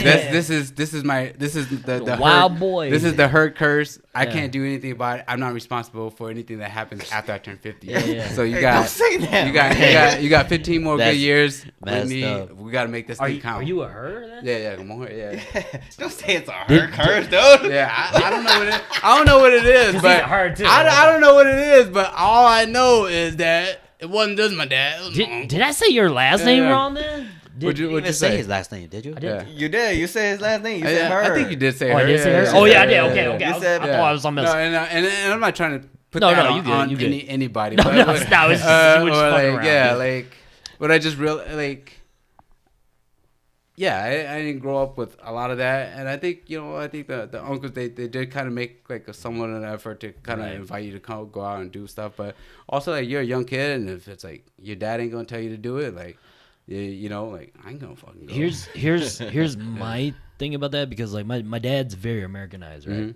And I don't have hate on him because Yeah. he grew up differently Yeah. from like the elder. He grew people up to him. here. He grew up Yeah, here. yeah. He went to kindergarten, Yeah. school, Yep, all I that remember here. you saying know what that, I'm saying? And so like the thing is like, he did all that, but because he was like technically first generation here in America, he had to learn English language, right? Mhm. So he has to like he had that. I would assume he had that like thing where he had to balance Yeah, English yeah. and the Hmong tradition and Yeah. stuff, And so me growing up, my dad didn't really take me to those things as much and Yeah. didn't really teach me those things as much, And now because I'm a adult now, a parent myself, when things like hoopli or like you know, changing out the cigar or something and doing all that traditional stuff, I gotta figure all this stuff out. You know, it's tough, you know, but I think if you just like, for him. Stop doing that, dude. Damn, I was into like a real place. This is something real. He's trying to open up. Asshole. Yeah, I am, dude. It's funny because you gotta be supported right here. Come on, dude. This is more mental health right now. Okay, but no, for real. I do get that because it's like like I ain't mad at my dad. Like he did, you know, he did what he had to do. But like like now, like it's on us to learn the culture. Exactly. And that's like, for me now, what I'm it's trying like, to say. hey, I've never felt more Hmong than I do today. Yeah. You know, and you know, I always say like I don't, when people use the Hmong thing for business, they go, you know, I don't money for my culture. Or, I don't know when they go. I don't know. But I found myself like teetering on that line too because I'm kind of like. But you know, it's like genuine. Like, yo, like my mom taught me this. Right. I have a solid relationship with her, and her mom taught her this. And then like, all right, like, I do feel the most Hmong when I'm outside. Yeah. You know, when I'm like, or I feel the most connected to your roots. To her, and then to her, and then connected to my roots just through her. Yeah. But and so. Like I find myself now, like similar to you, like we're trying to figure this stuff out now. Yeah. And but I think that's like, I think that it is relatable to a lot of people because I think a lot of people are in that position with it. Oh yeah, they're kind of like, we're trying to figure it out. Yeah, but that's you know, that's where I'm at, and like what we were saying, like we're technically uncles now, and so like we gotta figure this out for the next generation. Like I'm kind of I wouldn't say I'm struggling to teach my kids like what path they should go, because my opinion is like I still want them to kind of at least understand the tradition of these things and why we're doing it. I don't necessarily expect them to know every single thing because I for sure expect that, you know, during their time it's gonna be different. You know what I mean? I've already accepted that I have to pay for a class for my kids to take. My kids are gonna take a Hmong class. Oh yeah, they're gonna a Hmong language class. I think my kids gotta do that too. I'm not gonna lie. Like I've accepted the fact I'm gonna have to pay for it. It is like because we don't speak Hmong primarily at home too. So, me too. Okay. And so she, you know, she's she was like the younger of her family, the second youngest. So she speaks primarily English. And so, you know, we speak primarily English at home. So my kids, you know, I hear them counting Hmong, and I want to laugh, you know? You know? But, right. I get what you're saying. But so I've accepted that this is a service that I'll have to pay for them to do, and they're going to have to go through this journey. But at the same time, I want them, they know that they're Hmong. Right. There are things that I do try to ingrain in them, but I think the language and stuff like that, I think that's going to have to come later on. The thing that, you know, I always push out is my Yang camp that I talk about. Yeah, I love that you guys do that. Yeah. And so, because to me, it's so crazy because, like, you know, when our family Yang camp started that, it's a youth camp, right? Yeah. So just to explain it real quick, it's a youth camp for our family to, like, teach the younger kids that, oh yeah, this is your cousin, this is your uncle, this is family right here, but we're gonna teach you a little bit of traditional stuff too, just so you kind of understand, you know. And you know, I took my kids last year to Yang camp, and they learned quite a bit, you know. Like during lunchtime, you know, they'd be like, you know, the uncle, he does this thing where he try to get the kids hyped for lunch, you know, and he'll, you know, he's saying it in Hmong though. So he's like, neighbor chai pla, chai. All the kids are saying chai, you know? Yeah. And then he'll explain what we're having for lunch, you know? It's like, but you know me. And then everybody say me, you know? And then it gets them reinforcing that language. Right, exactly. So that's like one thing. And then the other thing is just kind of like understanding our lineage, like our generation, and just kind of like, you know, it ties down to just Hmong culture a lot, which is so great in my opinion, because like for the youth, it makes it easy for them, because they're having a great time already, with their family too, you know, and it just kind of makes it easier, because like I don't know. I mean, like my kids don't go Hmong school, obviously, but you know, like Hmong, what's it called, Hmong Academy or something like that. Yeah. Mm-hmm. You know, I'm sure they do stuff like that. But for like for kids who don't go to schools like that, it's a way for them to like kind of reconnect to their roots and stuff. And that's huge too, because they're doing it with all their cousins. Right. They're having a good time doing it. It's becoming more and more difficult. And like, dude, I used to think I was hella Hmong, like, but I grew up, and that motherfucker's like, you guys. I'm like, especially this dude. I fucking hate him. I don't know what I'm doing. Yeah. You think you're Hmong until you meet someone more Hmong. Yeah, and then I'm like, oh shit, dude, this motherfucker's so young, but he know how to do all this. Yeah. Oh, dude, that makes I'm like, I didn't even know young people were supposed to do any of that. I thought that was just for the old people. Yeah, right. You realize, it's an OG thing. Yeah, we kind of almost there. We're almost there. That's what I noticed too. Like even at events I go to, like, there's older guys that don't know how to say or do certain things that I know. It's like, that kind of sucks. Yeah. You know what I mean? But that's where we just have to pick it up and try to understand. I know, you know, granted, like, we might not go that route forever. Yeah. Which is fine, you know, but for me personally, I think it's important to hold on to, like, to that for sure. Just to hold that culture, that tradition, just to, like, that understanding. That's how I feel. Because, like, I want my kids to be able to embrace it. I'm trying to embrace it a little bit more. But, you know, I do joke around about, like, the fact that, like, I didn't grow up like that at all. And so then, like, so it's just kind of like, is like different, you know, so. Okay. Yeah. You saying that. Oh, you want to say something quick? Oh, no, I was just going to talk about his eye drop. This is his moment. Oh, yeah. No, I ain't gonna cry. I ain't about to cry about that though. Hey, you know what? I accept it, guys. No, ain't nobody gonna bury me. Okay, I'm gonna get cremated. Okay, okay. I'm getting he cremated. Don't need no pig, no cow, no nothing. I'm getting cremated, and they gonna flush me down the toilet at the funeral home. At somebody else's funeral. Hey, damn. Like, hey, what you doing? I just came to use the bathroom. This was his request. Okay, just flood the hole. Just get rid of all of it. That's fine. He don't even care. No, speaking about that though, it kind of makes me want to go a little deeper, like, you know, your upbringing, your childhood, because it kind of sounds. I was gonna bring that up. I was gonna bring, like, are you guys done with business? I want to talk about, like, how you grew up. Yeah, because that's part of how, like, you know, this podcast, we reminisce, like, your upbringing and everything. So it's kind of like I could tell that there's some struggles that you have, because I could relate to it, and I'm sure everyone in the room could kind of relate to what you're talking about too.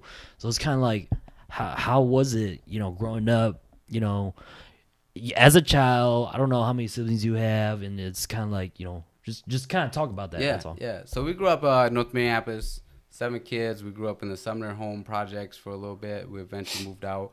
My mom was sick pretty early on, and then and so we always garden. That was, like, really important for her, very important for us. Are you like the middle? I'm like probably third youngest. There's 7 of us. Oh, okay. Kind of middle. I don't know.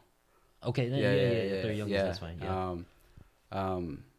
But yeah, like, I was like, you know, me and my sister debate whether or not we're the first American born. I think she was actually the first American born. Yeah, but, you know, my mom, you know, she always called me, like, the lazy American, you know. And so yeah. And so, but, like, you know, like, she always had me help out in the garden, you know, and stuff like that. And so, let's see, like, yeah, we grew up fucking welfare, food stamps, super low income. We were just talking about that. Like, you used to go down to the welfare office, and you play dumb a little bit, you know. And you know, you gotta watch how much you earn when you get your job. If you get too much, then you can't get it no more. Yep. Yeah. You get too much, that the house bill goes up. Yeah. When and so, like, yeah, so did all that. You know, my dad eventually, you know, she, when my mom was kind of struggling with her stuff, my dad, he eventually left. Damn. Well, he didn't leave. He tried to kick my mom out, and then it was like my older siblings, like, shout out to them, because they were like, nah, she's on a wheelchair. You got to be the one to go. Right. Like, you gotta get your ass out of here. And so they kick him out. And that was like I was little. I was probably like first, second, third grade maybe. Okay. But yeah, so we just kind of grew up like that. And then it was just like, so we never went to like any Hmong events after that.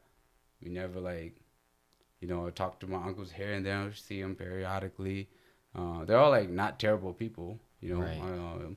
My dad, like, he's not a terrible person too. Like, it's weird. Like, you have this like loyalty to your siblings and to your mom, so you kind of have like this grudge or this hate for him. Right. But, like, for me, it's like, all my memories with him was genuinely pretty good. Like, he took us fishing, he took us fishing, and we did a bunch of cool shit together. Yeah, but then you're kind of like, out of loyalty to everybody else, you're kind of like, fuck that guy. Yeah, No, I kind of have fun though. Yeah.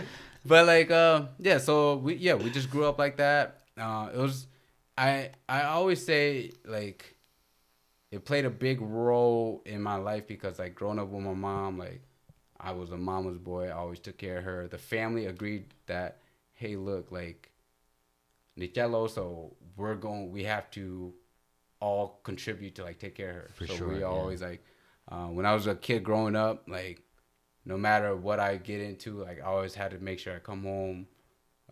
We move her from the bed, put her on the toilet, give her a shower, move her back and forth and stuff like that. And that was like my first time. Like, I remember one of the core things was like almost dropping her, and then I was like, because she was on a wheelchair and she's a bigger lady. Yeah. And I was just like, after that, I was like, yo, I'm gonna work out and I'm never gonna drop her again. That's when you became a bodybuilder. Yeah, but that was like a core thing for me. Like, as a kid, like, yo, I'm not gonna be weak. Like, right. And then eventually, and that was just all of us siblings, and then we just tossed her around, eventually at some point, but. Not toss her around, but yeah.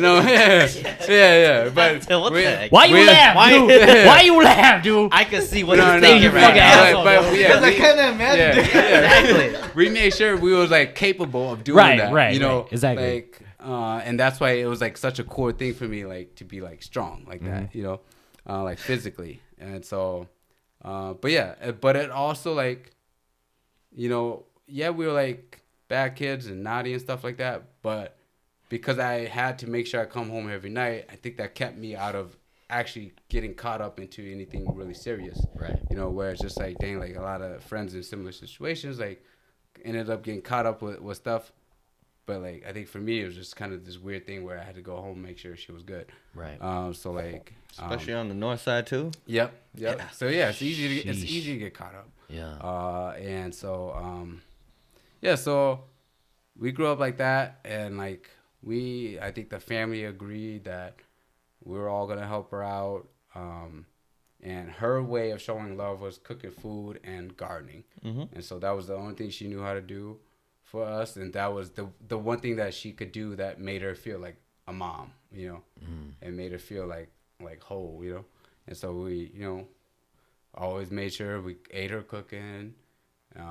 When she cooked, we learned to, like, not help her. Like, cause she wants to be able to do this that. is her thing. This is her thing. Yeah, she wants to be able to do that, and right. We like help grab the pans and stuff like that. But at the end of the day, she's like, "Nitsibe" or something. We just do it. Right. And so we allowed her to feel like a mom, still feel like like a mom. Yeah. But yeah, like, I think growing up that way, I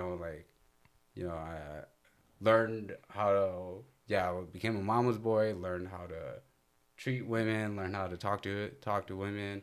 I think eventually when I met my wife, like, I think that played a role too, just being able to, not having this weird man thing, about me. This little ego thing. Yeah. So I was just like, all right, cool, whatever.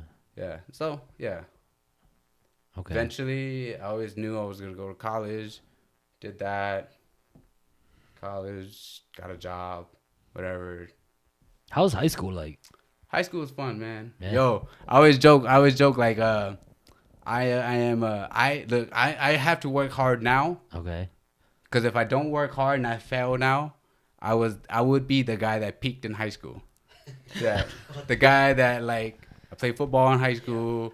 I wrestled in high school. Yo, golden years. Huh? Yeah. So I was like, yo, if I don't do nothing with my life, I am the classic guy that. That's what you gotta look back on all the time. Yeah, it's like you hang out with your friends. That's all you talk about. I remember. Yeah, I'll be the uncle that's talking about. Oh yeah, when I used to play football, when I used to do this, yada yada. Yeah, back 30 years ago in high school. But that's why I work so hard now, because I'm like, that's a motivation. Let me not be that guy. Right. Okay. So, but I say that jokingly, but it's a little a little serious. But it's a good motivation to just make you be better too. Yeah, and just do better. Yeah. And so I genuinely had a good time in high school. Okay. Genuinely had a good time, and it was a lot of this. It was just like there was just freedom. I just did whatever I wanted. Like, you see Jay. All my older siblings were in college. Were trying to run the household. Yeah, they were trying to run the household, and they were trying to they were bouncing between jobs in college and trying to figure that out. So I was kind of in this weird place. I did whatever I wanted. But I wasn't a bad kid, and I just knew that I had to make sure I came home and took care of things. So you were good, also academically, right? Yeah. I was reading was tough. Like, what is the ACTs? What is that? ACTs, yeah. ACTs. So you do a math one and then you do a writing one. I think math. I think I scored 29, but I think reading. I think it was out of 32 or something. Yeah, something like that. Yeah. I don't remember any of that. Dude. I fucking sucked. But then my reading, I scored a 12. My writing. I wasn't good too. So, yeah, and it was just terrible. But yeah. So they were I wasn't a dumb kid. I was smart. And I did all my homework in class while the teacher was talking, especially in math and stuff like that. Went to college, and college became more difficult because it wasn't I just couldn't. The pacing was different. Yeah. It's we did Calc 1 and Calc 2. I ended at Calc 2, but it was tough because it was we would do what we would normally do in high school, in one quarter. We did that in 1 week. Yep. Yeah, in college. Pay attention. Yeah. So then it was just the pacing was different. Yeah. But what did work out was that being an idiot a thing, being a people person thing, that superpower where it's just yo, I just talk to my college professors. Yeah. And I made sure I maintained a good relationship with them. Went to all the study halls that they had. Just kept a cool relationship with them. I did that too. Yeah. C's. They're not gonna fail you. Yeah. If they know you're trying. Yeah. And so I was just so I always say that's where you develop those people skills. Yeah. It's I'm not smart enough to actually pass your class, but I can charm you a little bit. We can have a little fun. We could banter a little bit. We can just have a cool interaction to the point where they're gonna be I don't want to fail him. He's a good kid. Right. See. But and then you eventually graduate. But and then life happens. Wife, kids. Oh yeah. Jobs, all that. I was gonna say your siblings getting married, you getting married. How did you guys do Hmong wedding? Oh yeah, yep. Oh yeah. So we did do the Hmong wedding. That was tough. So me and my wife, high school sweetheart, we didn't get married until late 20s for that reason. So that's 10 plus years maybe? Yeah. Oh, boy, you put me on that. Yeah, it's okay. Yeah, no, but my girlfriend. Young ass, dude. We already got respect your uncles, dude. But that was my anniversary. No, but that was a real conversation because it was hey, if we get married, you think, well, who's gonna do this? Right. At the time, I think my father conveniently came back. We were talking again, and it kind of sucks because you just kind of feel you're kind of using them for this thing. Yeah. But So I mean, we did do the Hmong wedding, but me and my wife were together for so long that her dad knew the deal already. Oh, okay. And her dad was That's just nice. At the wedding was just well, young Isa, good you need drink, good you need pay. All right, we're just gonna kind of just go through the motions because you must have a good relationship with him already too. Yeah. We've been together a long time. Right. I've been, I've been holding your daughter down, all right? Yo, go easy on me. Yeah. That's good. Pain's never like this and shit. So. Yeah, so like I've known him since I was like in high school. So he's seen me like grow up and develop. And so he knows my story well. And so we're able to talk. So we have a good relationship. And so I think when it came down to it, it was like, hey, we know the situation. Hey, like, there was even a moment where like Mikoan like was trying to like, flex a little bit. Oh yeah. And he was just kind of like, yo, chill, like, all right. Oh really? Okay. Yeah, and so so like a lot of love and a lot like I love her family. Yeah, they took me in. And that's good. That's love. That's love. Like all of her brother-in-laws, like they're like really like into the Hmong culture, so they like showed me a lot of different things. Okay. And like so it's like you're learning it now. That's good. Yeah. But like I said, I think you just kind of go through like being somewhat genuine and good to people. I think people will return that. Yeah, I think that's one of the key. As in, like, you just be yourself and just genuine. Like, I don't know this. I might need help, and then they see that too, and they're like, okay, we'll just help them. Yeah, and as long as you're not like a shithead, like it'd be. I think it'd be very different if I was like, yo, father-in-law, help like Baku with this, but I'm also a terrible boyfriend to your daughter. Right.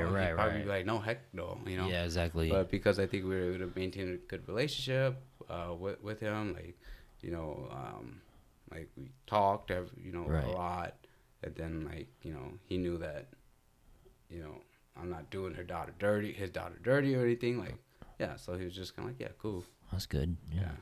Wow. Yes, like I said, I'm just lucky. You are lucky, yeah. I'm just lucky because he could be an asshole, I've always said like I don't think you're just lucky, dude. I think you're doing a lot of the things right too, because like just from what I'm hearing is like it's kind of like you grew up and you just, for example, like you know that you're one of the youngest, just like your example of saying that like, I'm not gonna like, drop my mom or anything like that. I'm gonna that's already something telling me that like, dude, that there's something that you need to improve and you need to make sure it's okay because you have this good heart, bro. Yeah. Like you need to get this done and you're doing all the right things. That's how I feel. Like you're doing everything you need to do, bro. Yeah. That's what's up, dude. Damn.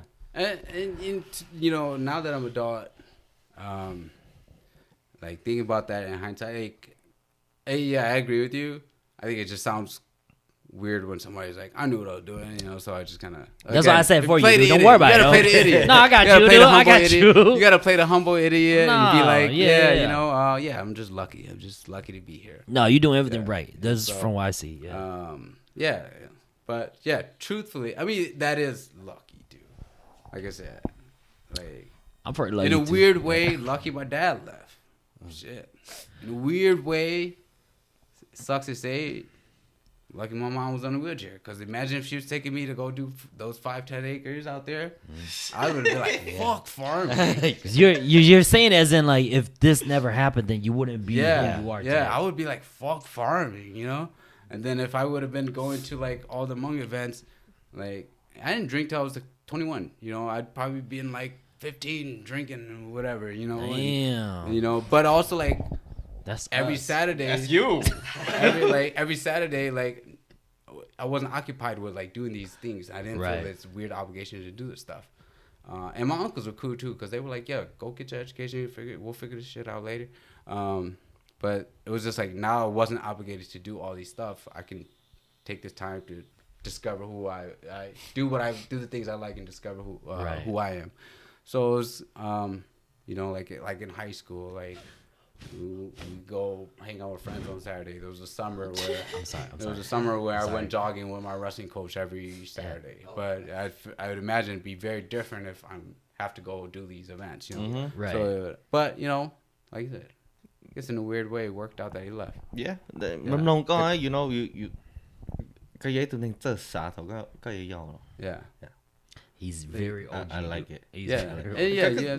Cú này có chơi hơn đó. Yeah. Cú này có chơi xả, cú này có chơi bóng hơn, Yeah.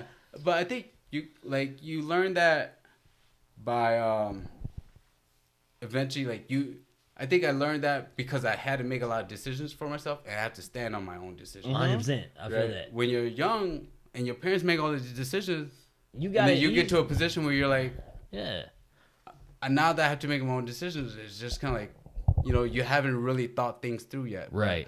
But because I was young, like, I was able to, you know, like, I had free Saturdays. Right. And there was nobody really at home to be like, don't do this, don't do that. Like, don't, you know, you're fucking up here, you know? Yeah. So then I had to go fuck up and figure it out. But yeah, go ahead, like, I had to take that time to go really think things through and, you know, about like decisions that I was making. So, yeah. Damn. Yeah. Damn. I don't know. Not to get like too no. or deeper, but hey, can man. I take a quick piss? Yeah, let's take another break. I need to take another one too. I don't need a pee. All right. We'll be right back. I'll be right back. No, you good. I need to go. No, it's a cry session, man. Yeah. That's the truth. He about to go cry real quick. Look what you did, dude. Go get it out. Well, I'm just saying, you know, you're a really responsible kid when you were younger. I just want to know. So when bees have sex, do the male pop? Yeah, males die. Yeah. Oh, they do blow up. See, They really. They don't. I don't know if they pop, but yeah, I don't know if they pop, but yeah. I heard the heat kills them. That's what it is. Yeah, I think I saw that reel too. Yeah.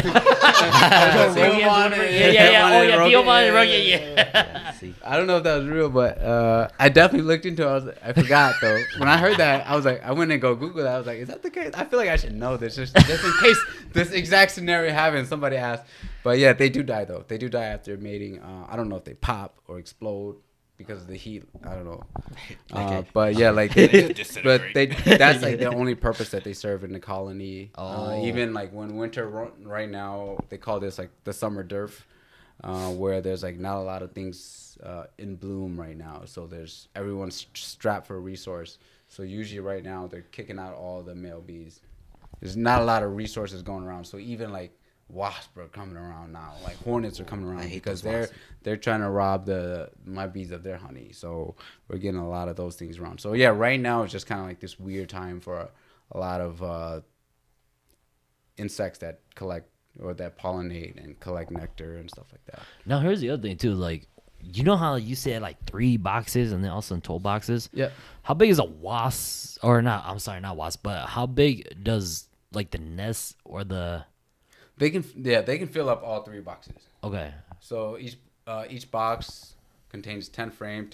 One frame is kind of about this size here. Okay. And they build their wax down on it, and then you have like 10 of those. Can there be like a minimum, or is there a maximum? About a box, yeah. About a box. Like some of my hives are in like a 5-frame box. Okay. And so some of that is like strategic and for different purposes, breeding purposes, using divide them as them, resources. Right? Yep. So all those boxes together, only 1 queen, right? 1 stack of boxes. Okay. Yeah. Okay. So then, like at the house, I have like 15 stacks, but each of them has their own queen. Yeah.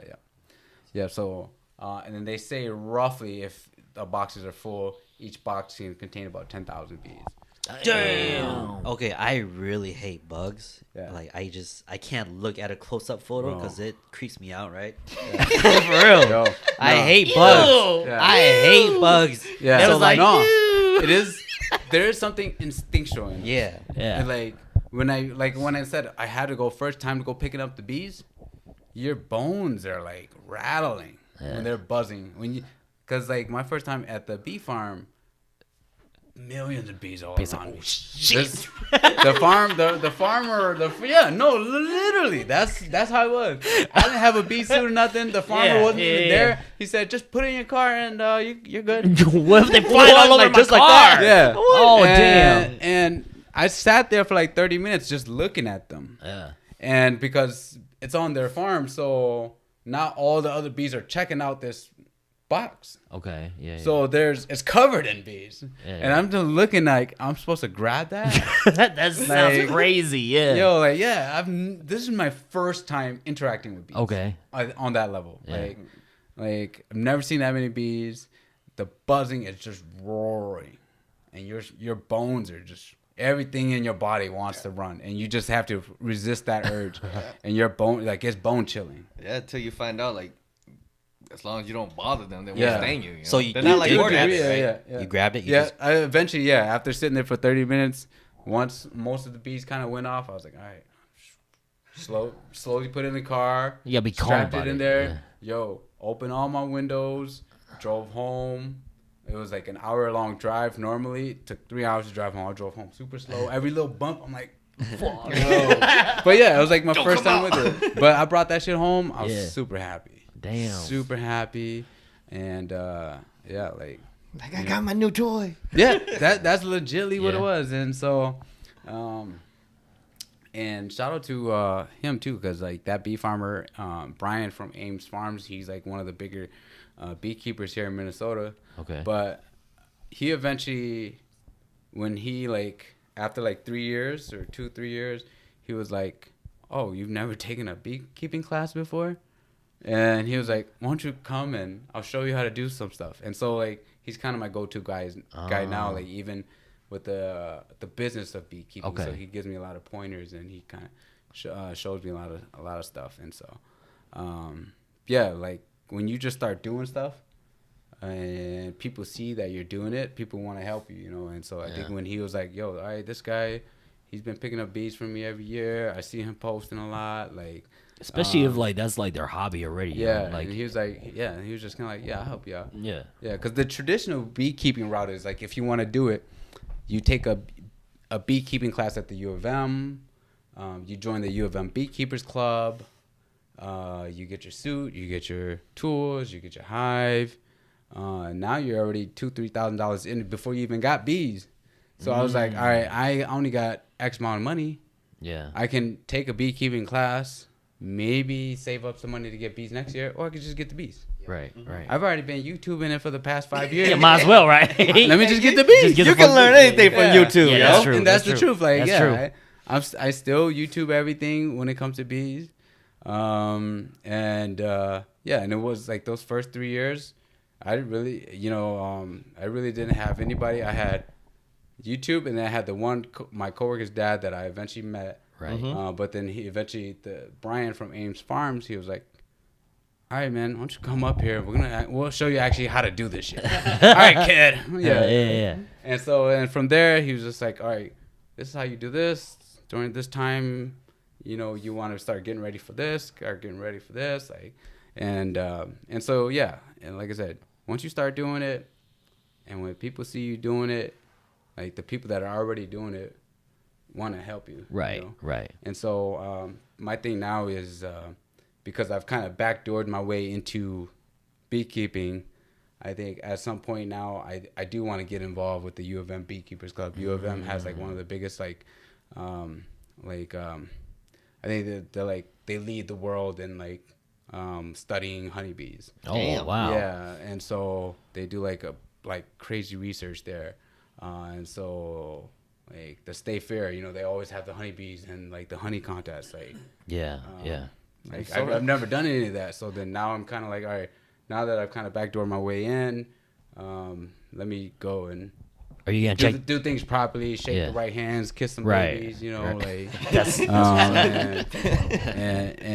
and meet some people in the hobby. And so Are you gonna check that out for the state fair this year then? I always just do? check it out. Okay. I always definitely check it out. But Let me taste your honey. oh yeah, I got honey for you guys too today. But you just, like I said, you just do it. So for your bees, you have a garden too, right? Like veggies and all. I don't do garden Or flowers? now. I just do like a flower garden. Okay. So then the And it's just bees- like a perennial wildflower garden. Is that So like they a just- have to when you have bees? No, they go out and find it. They'll go find it. Go find it. They fly Oh. 5 miles away from their hive to go and find it. Miles. Man. Yeah. So The those guys owners that are don't yeah. have flowers, the bees are like, man, this owner sucks. Do not feed us. They'll go out and find it. Okay. And we're Damn. out there, and so there's a lot of stuff for them to get into and Okay. find. Yeah. So it's not a must, but I chose not to garden because I grew up gardening. I know how to garden. When I moved out there to the farm, I wanted to incorporate this animal side, and not growing up with animals. I want to make sure I learned about the animals, and I dedicate enough time to them because you don't want to just be out there killing a bunch of animals, you know. Right. You know, and having a bunch of animals dying. Yeah, I got a lot of animals that died on me, but you know, it's like if I'm spending my time gardening, and I already know, you know how much gardening takes time for you. You got to go out there and weed shit every day. Then I just would be killing more animals essentially. So I wanted to just focus on the animal side. So you say you got goats and chickens, right? Yep, I got goats, chickens, and geese. Yeah, and then all of my chickens are like laying hens. Como é? Not really. And then a lot of my hens are just for like meat or for laying hens. Eggs? Yeah. So we do have some eggs here and there, but right now I'm trying to just let them kind of hatch a bunch themselves. It's just kind of fun for the chicks and the goats. And so one of the goats just had babies. It's cool. It's like a teaching opportunity for my daughters. Like, you know, shit gets born. There's life and there's death on the farm all the time. Yeah, right. Things are always dying on the farm, and so they get to understand that, and we get to have like really cool conversations about that, even at their young age. Yeah. And so, yeah, like I don't know, it's cool. It's just an excuse for them to go outside. Now, is there like a rule on bees if you were to raise them in the city or something? Yeah. Every city has like city ordinance. Okay. And you have to follow. Where I'm at, and part of the reason why I chose where I'm at is like they don't have any ordinance. Oh, okay. That's so good. it's just like, all right. Like me, when I told you I wanted chickens for eggs. Yep. My city, you can't have no chickens. Yeah. What's that? Yeah. Well, I'll blink it out. Oh, okay. I'll blink it out. Okay. Oh, okay. Oh, don't allow chickens? No, but the city next door, they can have it. What? Yo, I'm literally the next town north of you guys. Oh, really? Oh. Yeah. We probably. I could have picked you up on the way over here. What the hell? Yeah. Because I hate driving to his house. I know. He hates That's it. a fucking I know, drive. It's a drive. It's a drive. It's Holy a drive. shit. He comes out here just to do the podcast. Damn, you got to come out there then and do the. We do sometimes. Whenever he One needs episode. You tell me, and then we'll come out there. I don't mind. Shoot, I'll come out there too. It's right there. It's like 10 minutes. It's like 5 minutes from my house. Yeah. So then, we're just the next town north of you guys. Man. Oh, Yeah. shit. So Yeah, but the two cities next to me, they can have it. I thought you guys could have hens. No hens too. Dang. No ducks, no nothing. Nope. Damn. It's weird, you know. It's like because right there, it's like interesting because you're teetering between suburb and the farm, Right. and I think some of those suburbs they try to be like Edina or something. They think they're like special, and they try to be like we're the city. Keep this the city. You know, country folks are out there. Yeah. You know? It's so stupid because literally you drive down the street and it's like just woods. You're like, Yeah. You're literally like right there on the border too. yeah, I'm on the border. Yeah. Yeah, it's crazy. I thought they allowed chicks, but or hens, but Even here, I can't do any of that. oh really? Yeah, because like obviously I would have done pigeon already, Yeah. but when I look at the ordinance for us, it's like you can't have anything but just dog and cat. checking. I know that's the I other had thing too. chickens in the city before they had a lot of chickens. I was like thinking about. I was like, That- man, I just gotta let my neighbors know. I was like, hey, That's man, there if might your be some neighbor's birds not from- Yeah. Yeah, not that's some true. dickheads. you Yeah, know? yeah. I had I was cool with my neighbors, so then I would like bring them eggs and shit like that all the Yeah, time it's too, and so they knew what's up. I got a squab. Bring a baby pictures like you like squab. That's some fancy shit, ain't it? Yeah, but You like some pigeon eggs? Yeah, it ain't much. it ain't much, but it's pretty special. You Put it in make a your little capon, omelet. man. I know, right? Especially. Tell them, I'm crack open the baby chicken home. But yeah, okay. Man, do you guys got any questions? I think we covered quite a bit. I think we right? covered a lot. Yeah, I covered a lot Yeah, right yeah. there. So like I said, I'm an open book, and I can yap all day. That's why I have a podcast. Yeah. No, I feel you. But okay, if this is pretty much it, dude, I guess we're just gonna close it up. First of all, with my guests, I just want to like thank you for coming on. It's been a minute that we've been talking about this forever, dude. Yeah. The first time I met him. Apologize, man. I'm No, sorry. you all good. You all good, dude. That's why I told wanted to you. come and give this show today. He was like, we gotta do it today. I was like, all gotta right, bring let's it. do it, It's because he lived by me, yo. That's why. But like with me and Payne, we've been talking about this for a minute. I'm not gonna lie, but just it just didn't work out. But then like the first time I met him was at their live event. Yeah. Their live event was at the Chef Yia's place. Yeah. and that's where they did it. So that was my first time meeting him. I did a podcast with them, and then saw them again at the soccer tournament, And so, yeah, it's been a minute. Yeah. But, just want to say thank you for coming. And I think I could confidently say that I believe that we kind of see you like a big bro, dude. Just everything you've been telling us, like, because you went through all this and because of your struggle, because of you being who you are, like a leader, like you stood up and did what you need to do for your mom, for your family, for your family, your wife and kids, and you went through all of it. And like I told you, like I kind of feel like, dude, we're similar because like we were just kind of like, all right, I like this, I'm gonna do it. That's what I got, like the vibes for you, like that first time. That's why I was like, yeah, this guy's cool. Like let's link up. I just tried, yeah. So like it's been a long time coming, and I'm glad that we did this because I'm not gonna lie, dude, I truly respect and look up to you too, because like everyone who I really talk to, I try to find something to like like what is he doing good, what is it that inspires me about this person, like this guy, because for you're married, you got 3 kids, you got a business going, you doing maintenance like me, and you're an advocate for our Hmong community. Like you going do booth and teaching everyone. You were on PBS. Like what the fuck, like you're doing all this shit. I'm like, damn, man, how can I catch up with this guy? No, you're doing a lot of good stuff, dude. I'm not gonna lie. You just do what you want to do, and like I said, I think if you're genuine and you care about it, you put in the work. I think people gravitate towards that. Yeah, and I think we live in a time too. Like I think, sorry, I don't mean to keep yapping, but like I think a lot of people are in your situation or in positions of where I used to be, where it's like we went to college, we did this thing because we felt like we were supposed to, and now we're kind of trapped. We feel like trapped, and then when you see somebody go like doing something different, you're kind of like, oh, let me tune in, or let me see what's going on here. We're so woke it's like now. You know what I'm saying? Yeah, woke. So, right? Woke, right? Is that is that your guys' term? Woke? Kind of. You kind of. Yeah, kind of. Yeah. Kind of. But no. Thank you for having me on. Yeah, like I said, I've been meaning to really come here, and I'm glad that I think if I would have came on earlier, it would have probably it'd be a shittier episode. I mean, this episode. No, dude, it's great. Yeah, it's fine, dude. But yeah, so thanks for having me on, man. I'm honored, and like I said, first time I met you, you were genuine. I think, like, you could tell. I mean, it was obvious, like you cared about what you did, you worked hard, and like you're a good, genuine dude, and that's why I was like, all right. I saw a lot of that like reflected, on myself. So I was like, yeah, that's why I wanted to make sure I connect with you about stuff like that.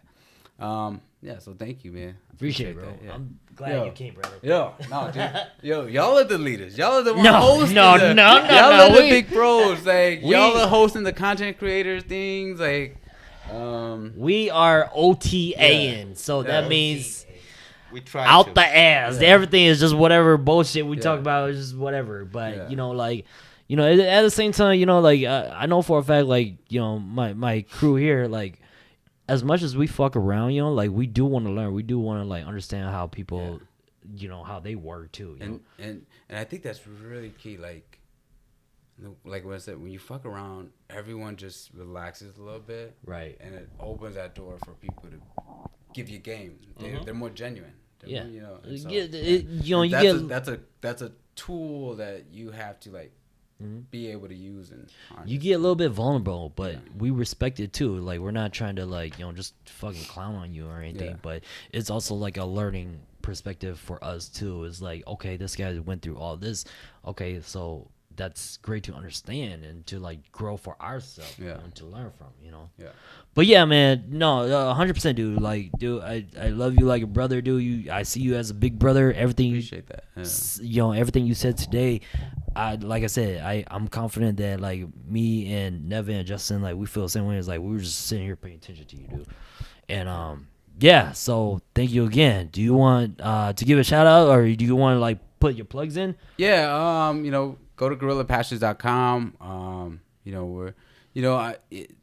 Content creating is tough. So I've been lacking a little bit. We have had a crazy busy summer, but Check out GuerrillaPastures.com. Follow us on Facebook. Follow us on Instagram. We try to do our best to kind of update you guys on what we're doing, what we're working on, and how the farm's doing. Look out for these. These things might be coming up on there at some point. Let me know if they work. They could suck. You take it home, whack it with a knife, and it's just bust into a billion pieces. If it does, let me know so then I can try to figure out like how to troubleshoot that. But yeah, and I always just encourage people to just do whatever they want, man, and just. Who cares? And also shout out to Danny and Cam. I fucking love them, man. No Egg Podcast. They are the best. No shout egg. out to the No Egg Podcast. No Egg Podcast. Yo, No check us Egg out. Podcast. Yo, buy merch. Like, and they've been so instrumental in for us to come back. And like, I am more motivated now than ever to win on the podcast. Because I want them. Because they came on this journey, they came on this journey and with me. Yeah. So I'm like, yo, I want to do it for y'all. Like, that's a lot of love. Yeah. That's a lot of love, dude. So, yeah, thank you for having me on. Oh, yeah. Thank you for coming, bro. Thank you for coming. So, yeah. All right. So, I'm going to wrap this up right now. Hope you guys enjoyed this episode. Thank you again, Payne, for coming on to the podcast. I hope you guys enjoyed this episode. Once again, come reminisce with us on the next episode. G.